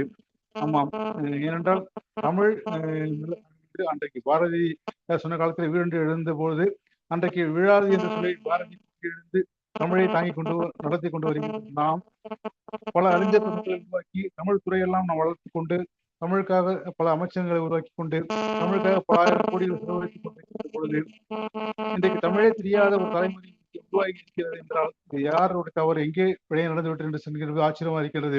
இதற்கு ஊடகங்கள் மிகப்பெரிய ஒரு பொறுப்பு எடுத்துக்கொள்ள வேண்டும். ஊடகங்கள் என்றால் காட்சி ஊடகங்கள், எழுத்து ஊடகங்கள் எல்லாம் தான் பொறுப்பு அளிக்க வேண்டும். ஆகவே ஊடகவியலாளர்கள் தங்களுடைய அறத்தை உணர்ந்து கொள்ள வேண்டும். அந்த அறன்படி செயல்பட்டால்தான் நிச்சயமாக வரும் தலைமுறைக்கு நல்ல தமிழை தர முடியும். என்றால் தமிழ் அழிகிற மொழியிலே ஒரு மொழியாக உள்ளது என்பதுதான் இப்போதைக்கு இருக்கிற செய்தி. எவ்வளவுதான் தமிழை நாம் இங்கே பேசிக் கொண்டிருந்தாலும் அழிந்து ஒழிகிற மொழி பட்டியலிடுகின்ற போது அது தமிழும் வந்து விட்டது என்பதை நாம் கவலையோடு கூட நாம் உள்வாங்கி கொண்டு இந்த வழியான ஒரு தேசிய நல்ல ஒரு உரையாளர்களை எல்லாம் நாம் தேர்ந்தெடுத்து நல்ல ஒரு உரைகளை தரக்கூடிய நல்ல ஒரு நிகழ்ச்சிகளை நடத்தி தர வேண்டும் என்று அனைத்து அறிஞர்களை கேட்டுக்கொண்டு வாய்ப்புகள் நன்றி விடைபெறுகிறேன். நன்றி, வணக்கம். சிறப்பான உரை தந்த ஜெயஸ்ரீ அம்மாவுக்கு வாழ்த்துக்கள், நன்றிகள். சிறப்பாக வாழ்த்துறை வழங்கி முத்துவேல் ஐயா அவர்களுக்கு நன்றிகள். அடுத்ததாக வாழ்த்துறை வழங்குவதற்கு ஜானகி அம்மா அவர்களை அன்பன் அழைக்கிறோம். தொடர்ந்து தயாரில் இருக்குமாறு சிறுகாழி செல்வராஜ் ஐயா அவர்களை அன்பன் கேட்டுக்கொள்கிறோம். அனைவருக்கும் மாலை வணக்கத்தை தெரிவித்துக் கொள்கிறேன். இன்றைய சிறப்பு அழைப்பாளர் அம்மா அவர்கள் உரையிலிருந்தே தெரிகிறது அவர்கள் எத்தனை மிக்க ஆளுமை திறன் கொண்டவர்கள் என்பது தெரிகிறது. பொதுவாக இன்று ஊடகம் நம்முடைய வாழ்க்கையிலே பின்னி பிணைந்து காணப்படுகிறது. பிறப்பு முதல் இறப்பு வரையிலும் நம் ஊடகத்தோடனே தொடர்ந்து பின்தொடர்ந்து செல்வது போலதான் இருக்கிறது. இருந்தாலும் மக்களுடைய வாழ்க்கைக்கும் நலனுக்கும் அவர்களுடைய முன்னேற்றத்திற்கும் ஏற்புடையதாக இருக்க வேண்டும் என்று அம்மா கூறிய உரைகள் அனைத்தும் மிகவும் சிறப்பானதாக இருந்தது. தெருவிலே செல்லும் போது அனைவருமே வளைந்து நடக்கும் பொழுது யாராவது ஒருவர் நிமிர்ந்து நடப்பவர்களை மட்டும்தான் பற்றி தான் அந்த தெருவில் உள்ளவர்களோ அந்த சமூகத்தில் உள்ளவர்களோ பேசுகிறார்கள். அப்படி இன்று நிமிர்ந்து தான் சொல்ல வந்த கருத்தை மிக திறமையாக எடுத்துரைத்த நம்முடைய சிறப்பு அழைப்பு ஜெயஸ்ரீ அம்மாவுக்கு என்னுடைய வாழ்த்துக்களையும் நன்றிகளையும் தெரிவித்துக் கொள்கிறேன். அம்மா அவர்கள் இன்று ஆற்றிய உரையில் மிக தெளிவாக சில தமிழ் உரைகளை, தமிழ் எழுத்துக்களையும் தமிழ் சொற்களையும் நானும் கற்றுக்கொண்டேன் என்று கூறும் பொழுது எனக்கும் பெருமையாக இருக்கிறது. நன்றி அம்மா, வாழ்த்துக்கள். சிறப்பாக வாழ்த்துறை வழங்கி ஜானகி அம்மா அவர்களுக்கு நன்றிகள். அடுத்ததாக வாழ்த்துறை வழங்குவதற்கு சீர்காழி செல்வராஜ் ஐயா அவர்களை அன்பன் அழைக்கிறோம். வணக்கம். அருமையா பேசுறீங்க, நன்றி. சிறப்பு அழைப்பாளருக்கு மிக மிக மிக சிறப்பு. இன்றைய இன்றைய இந்த ஊடகவியல் ரொம்ப மோசமான இருக்கு. அதை ஐசியூல இருக்கிற மாதிரி இருக்குது இந்த ஊடகத்துறை. ஏன்னா நம்ம செம்மொழி இலக்கியம் இலக்கிய மன்றம் நம்ம நடத்துறோம் கொள்ளிடத்துல, அது தெரியும். ஒரு நிகழ்ச்சியை நம்ம பதிவு பண்றோம். ஒரு நிகழ்ச்சி அதுக்கெல்லாம் காசு தான் கேட்குறாங்க. அப்பப்போ ஊடகம் வராங்க. அந்த இதுல போறப்போ சிறப்பு பேச்சாளர் பாண்டிச்சேரியில இருந்து வர்றாரு. அவர் தொல்காப்பியத்தை பத்தி பேசினார். அருமையான அன்னைக்கு சொற்பொழிவு. ஆனா அவரை பற்றி எப்படி போடுறாங்கன்னா, ஒரு முனைவர் வராரு. அந்த முனைவர் எங்க இருக்கிறாருன்னா, முனைவர் ஹாஸ்பிட்டல்ல இருந்து வராரு போட்டிருக்காங்க. காஞ்சி காமகோடி பட்ட மேற்படிப்பு அதுல இருந்து கல்லூரியில இருந்து வர்றாரு. அவர் எப்படி போனா காஞ்சி காமகோடி எடுத்துட்டாங்க. காமராஜர் அரசு மருத்துவமனை முனைவர் அப்படி போட்டிருக்காங்க. அது அவர் அந்த நல்ல ஒரு முகநூல்ல நல்ல நட்பு நல்லா அவருக்கு இப்ப நிறைய நண்பர்கள் இருக்காங்க. சிங்கப்பூர், கனடா, அங்க நிறைய இடத்துல அவர் போடுன்னு பாக்குறாரு. அந்த செய்தியை பார்த்த உடனே எனக்கு அப்படியே மனசு கஷ்டமா இருக்கு. எப்படி அதை போட முடியும்? அதை போடவும் முடியல. அந்த மாதிரி ஊடகவியலாளர் அது மாதிரி ஒவ்வொரு நிகழ்ச்சியும் நம்ம போடும்போது நம்ம எழுதி கொடுத்தா கூட அதை என்ன பண்ணுவாங்க, அதை கட்டி சென்சார் பண்ணுவாங்க. அவங்க சென்சார் பண்றாங்க. அதுல அந்த சொல்லு அந்த அந்த இலக்கணமும் இருக்காது, ஒன்றும் இருக்காது. அப்படியே போட்டு அங்கேயும் கோத்துக்கு பேச்சப் பண்ணி கொண்டு இது பண்ணுவாங்க. அது ரொம்ப இது இருக்கு. இன்னைக்கு அவர்கள் பேசியது உண்மையில அந்த எப்படி அதுல ஒரு அறம் இருக்கணும். அறம் இல்லாட்டினா அந்த ஊடகம் ஐயா நீதியரசு சொன்ன மாதிரி 4வது தூண் மாதிரி அந்த தூண் இல்லாம இருக்கும். அது ஒரு இந்த கட்டமைப்புலாம் இருக்காம இருக்கும். வகையில இதெல்லாம் ஊடகவியலாளர் அந்த இதுல தொழில போறவங்க அது ரொம்ப அதுல எப்படின்னா ஈடுபாடோட போகணும். ஒரு நாட்டம் இருக்கணும். ஏதோ எடுத்து செய்தி கொடுக்கக்கூடாது. அது ஒரு தர்மம். அந்த செய்தி அப்படியே செய்தியால பல்வேறு பிரச்சனையை உருவாகலாம். ஆகவே அதை நிதானித்து அதை கொஞ்சம் உள்வாங்கி அவரை செய்தியை போடணும். மற்றற்ற மகிழ்ச்சி. சிறப்பாக நீங்க உரையாற்றினீங்க. உங்களுடைய வளர்ச்சி ரொம்ப அதிகமா இருக்குது. பரவாயில்ல. நீங்க நிறைய மெத்த படித்தவர். நல்லா அழகா பேசுனீங்க. சிறப்பு. நன்றி, வாழ்த்துக்கள். சிறப்பாக வாழ்த்துறை வழங்கிய சீர்காழி செல்வராஜ் ஐயா அவர்களுக்கு நன்றிகள். அடுத்ததாக வாழ்த்துறை வழங்குவதற்கு சம்பத்குமார் ஐயா அவர்களை அன்புடன் அழைக்கிறோம். தொடர்ந்து தயாரிலே இருக்குமாறு திருமதி அன்னபூரணி அம்மா அவர்களை அன்பன் கேட்டுக்கொள்கிறோம். சம்பத்குமார் ஐயா.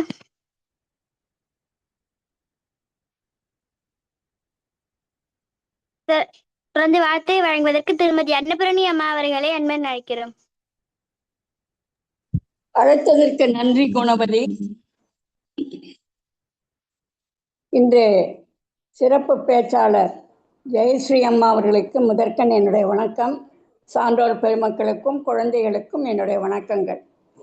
இன்று அவங்க எடுத்துக்கொண்ட தலைப்பு ஊடக மொழியும் அறமும்.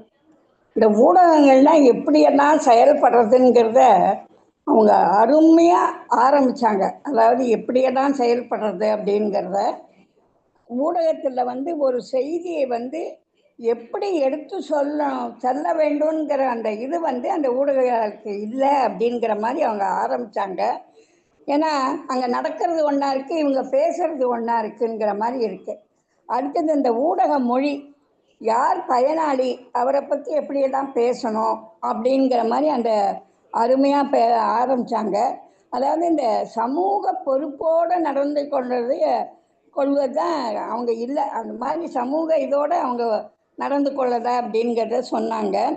அப்புறம் அந்த ஒரு கொலையை பற்றி சொல்லும்போது எப்படி சொல்லணுங்கிறது தெரியல. அதாவது அவங்க பேசும்போது அது ரொம்ப பார்க்குறவங்களுக்கு ரொம்ப அச்சத்தோடு இருக்கிற மாதிரி இருக்குது அப்படிங்கிற மாதிரி சொன்னாங்க. அதாவது இதெல்லாம் புறந்தள்ளணும் அப்படிங்கிற மாதிரி ரொம்ப இதுவாக பேசணும், மற்றவங்களுக்கு பயம் ஏற்படாத அளவுக்கு நம்ம பேசணும் அவங்க அப்படிங்கிற மாதிரி சொன்னாங்க.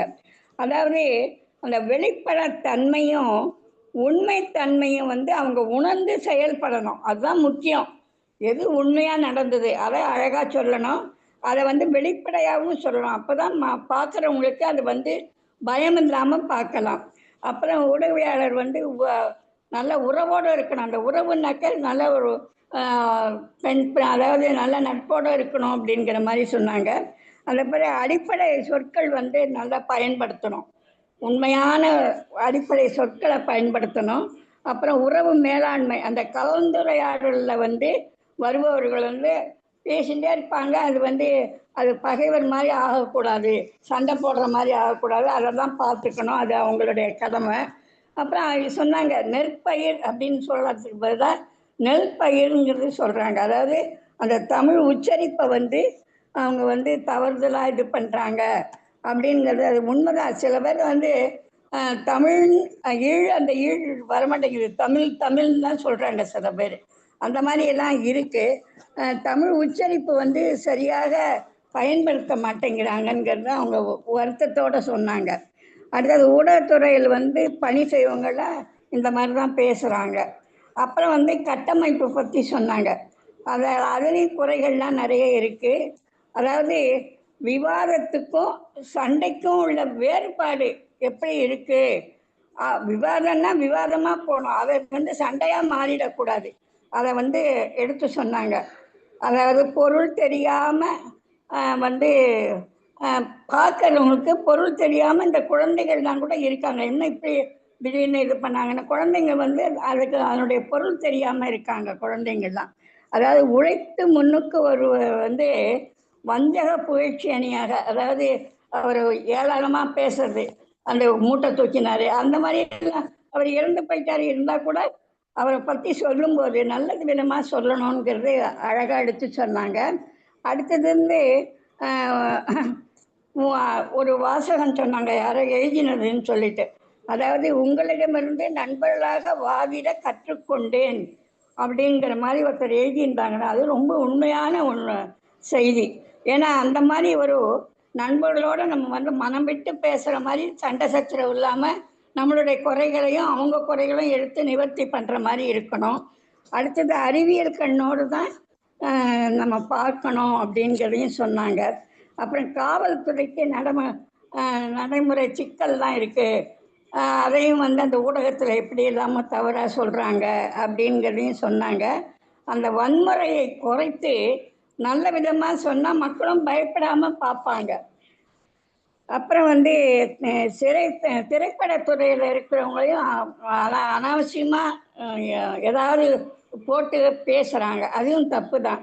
அந்த எல்லா இடத்துக்கும் தணிக்கைத்துறை இருக்கிற மாதிரி திரைப்படத்துறைக்கும் தணிக்கைத்துறை இருக்கணுங்கிறது அவங்களுடைய ஆதங்கம், அதை நான் வழிமொழிகிறேன். ஏன்னா அந்த துறையில் நல்லவங்களையே கெட்டவங்களாக மாற்றிடுறாங்க சில பேர். அடுத்தது அந்த மோர் அப்படிங்கிற அர்த்தத்துக்கு அந்த கூடுதல், அது பல குழப்பங்களை ஏற்படுத்துறது அப்படின்னு சொன்னாங்க. குழந்தைகளுக்கு உரிய நல்ல சொற்களை கூறினாங்க, அது ரொம்ப அருமையாக இருந்தது. ஆனந்தம்னா மகிழ்ச்சி, அதுக்கப்புறம் மலிவு விலை, அந்த குறைந்த விலை, அதை அழகாக எடுத்து சொன்னாங்க. அப்புறம் அதாவது மலிவுனால பெருகுதல்ங்கிற ஒரு அர்த்தமும் இருக்குதுன்னு சொன்னாங்க.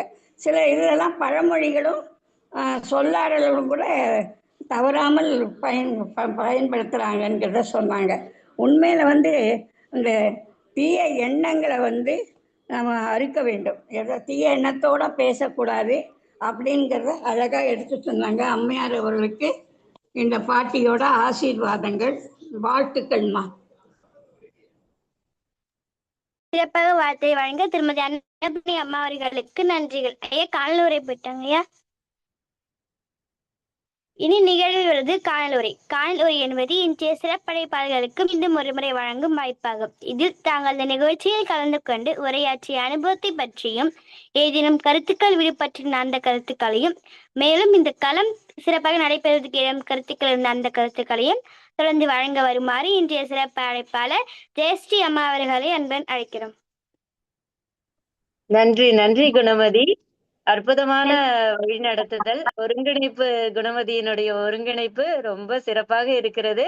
நல்ல ஊடகவியலாளராக, நல்ல ஒரு மொழி ஆளுமை மிகுந்த ஒரு பெண்ணாக வளர்வதற்கு இந்த தாயின் வாழ்த்துக்கள். சரியா? கலந்துரையாடல் நிகழ்வுல மனநிறைவு பெற்றேன் என்றுதான் நான் கூற வேண்டும். ஏனென்றால் மனதிற்கு ஒரு உண்மையாக தோன்றக்கூடிய ஒரு உணர்விலிருந்து நான் பேசினேன். தம்மை நிரூபிப்பதற்காக பேசக்கூடியவை என்பவை வேறு.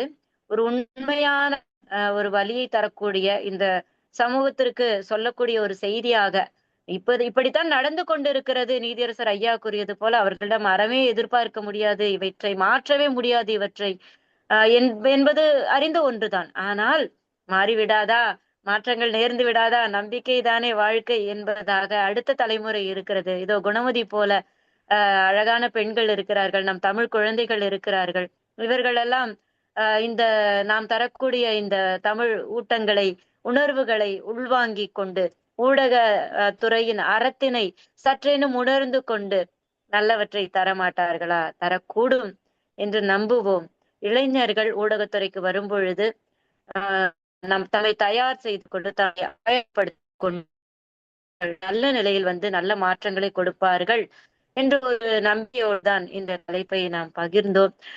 நிகழ்ச்சியில் கலந்து கொண்ட அனைவருக்கும் என்னுடைய நெஞ்சார்ந்த நன்றி.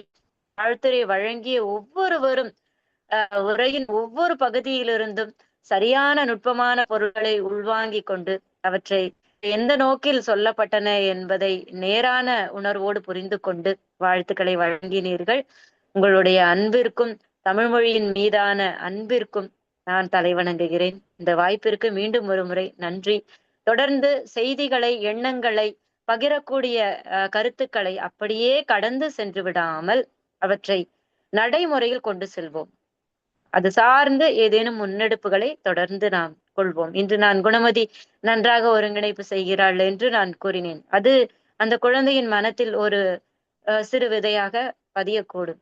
அவள் நாளை ஒரு நல்ல ஊடகவியலாளராக வருவதற்கு இந்த ஒரு நிகழ்வும் கூட நிச்சயமான ஒரு உந்துதல் சக்தியை தரக்கூடும் என்ற ஒரு நம்பிக்கை தான் நம்ம எல்லாம் செலுத்தி கொண்டிருக்கிறது. அந்த நம்பிக்கையோடு நிச்சயமாக தொடர்ந்து தமிழோடு பயணிப்போம். மீண்டும் ஒரு முறை கலந்துரையாடல் பேரவை, தமிழ்நாடு கலந்துரையாடல் பேரவைக்கு என்னுடைய நன்றிகள், வாழ்த்துக்கள். நன்றி நண்பர்களே. சிறப்பாக காணல் உரை வழங்கிய ஜெயஸ்ரீ அம்மா அவர்களுக்கு நன்றிகள். இத்தோடு 2ஆம் பகுதி நிறைவடைகிறது. நிகழ்வுவது 3ஆம் பகுதி. அனைவருக்கும் வணக்கம். இன்றைய நிகழ்வின் 2114 இன்றைய சிறப்பு அழைப்பாளர் ஜெயஸ்ரீ அம்மா அவர்களுக்கு கலந்திடவும் பேரவையின் சார்பாக நன்றிகள் தெரிவித்துக் கொள்கிறோம்.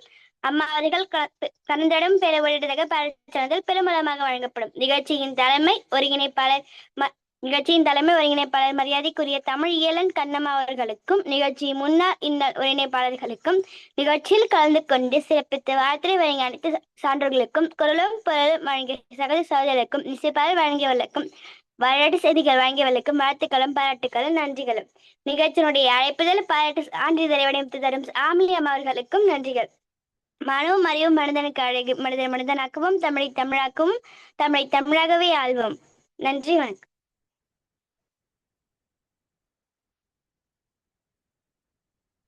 நாளைய நிகழ்வை பற்றி ஒரு அறிவிப்பு. பதாகை பகிர்றேன், நீங்க படிச்சிருங்க. சரிங்க.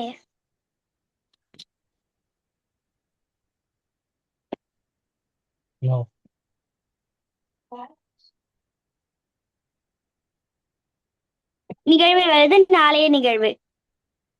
கலந்துரையாடவும் பேரவை தமிழர் நடத்தும் நீதிக்களம். அன்றைய நிகழ்வின் 2115 சிறப்பழைப்பாளர் சமூக போராளி கி சுப்பிரமணியன் ஐயா அவர்கள் பேச எடுத்துக்கொண்ட தலைப்பு நீதியின் மறுபக்கம். மீண்டும் நாளை மாலை சந்திப்போம் என்று நம்பிக்கை வெளிப்படுத்துகிறோம். மகிழ்ச்சி. முதல் பகுதியை ஒருங்கிணைத்த நிசான் அவர்களுக்கும், 2ஆம் 3ஆம் பகுதிகளை ஒருங்கிணைத்த சாலினி மற்றும் குணமதி அவர்களுக்கு வாழ்த்துக்களும் பாராட்டுகளும். இதே இணைப்பில் நாள்தோறும் 5 மணிக்கு உடல் பயிற்சியும் யோகா பயிற்சியும் நடைபெறுகிறது. வாய்ப்பு இருப்பவர்கள் கலந்து கொள்ளலாம். கலந்துரையாடுவோம் பேரவையின் சார்பாக மாலை 5 மணிக்கு சந்திப்போம் என்ற நம்பிக்கையை வெளிப்படுத்தி அனைவரும் 30 இணையத்தை நிறைவு செய்கிறோம். நன்றி, வணக்கம். நன்றிங்க ஐயா. நன்றிங்க அம்மா.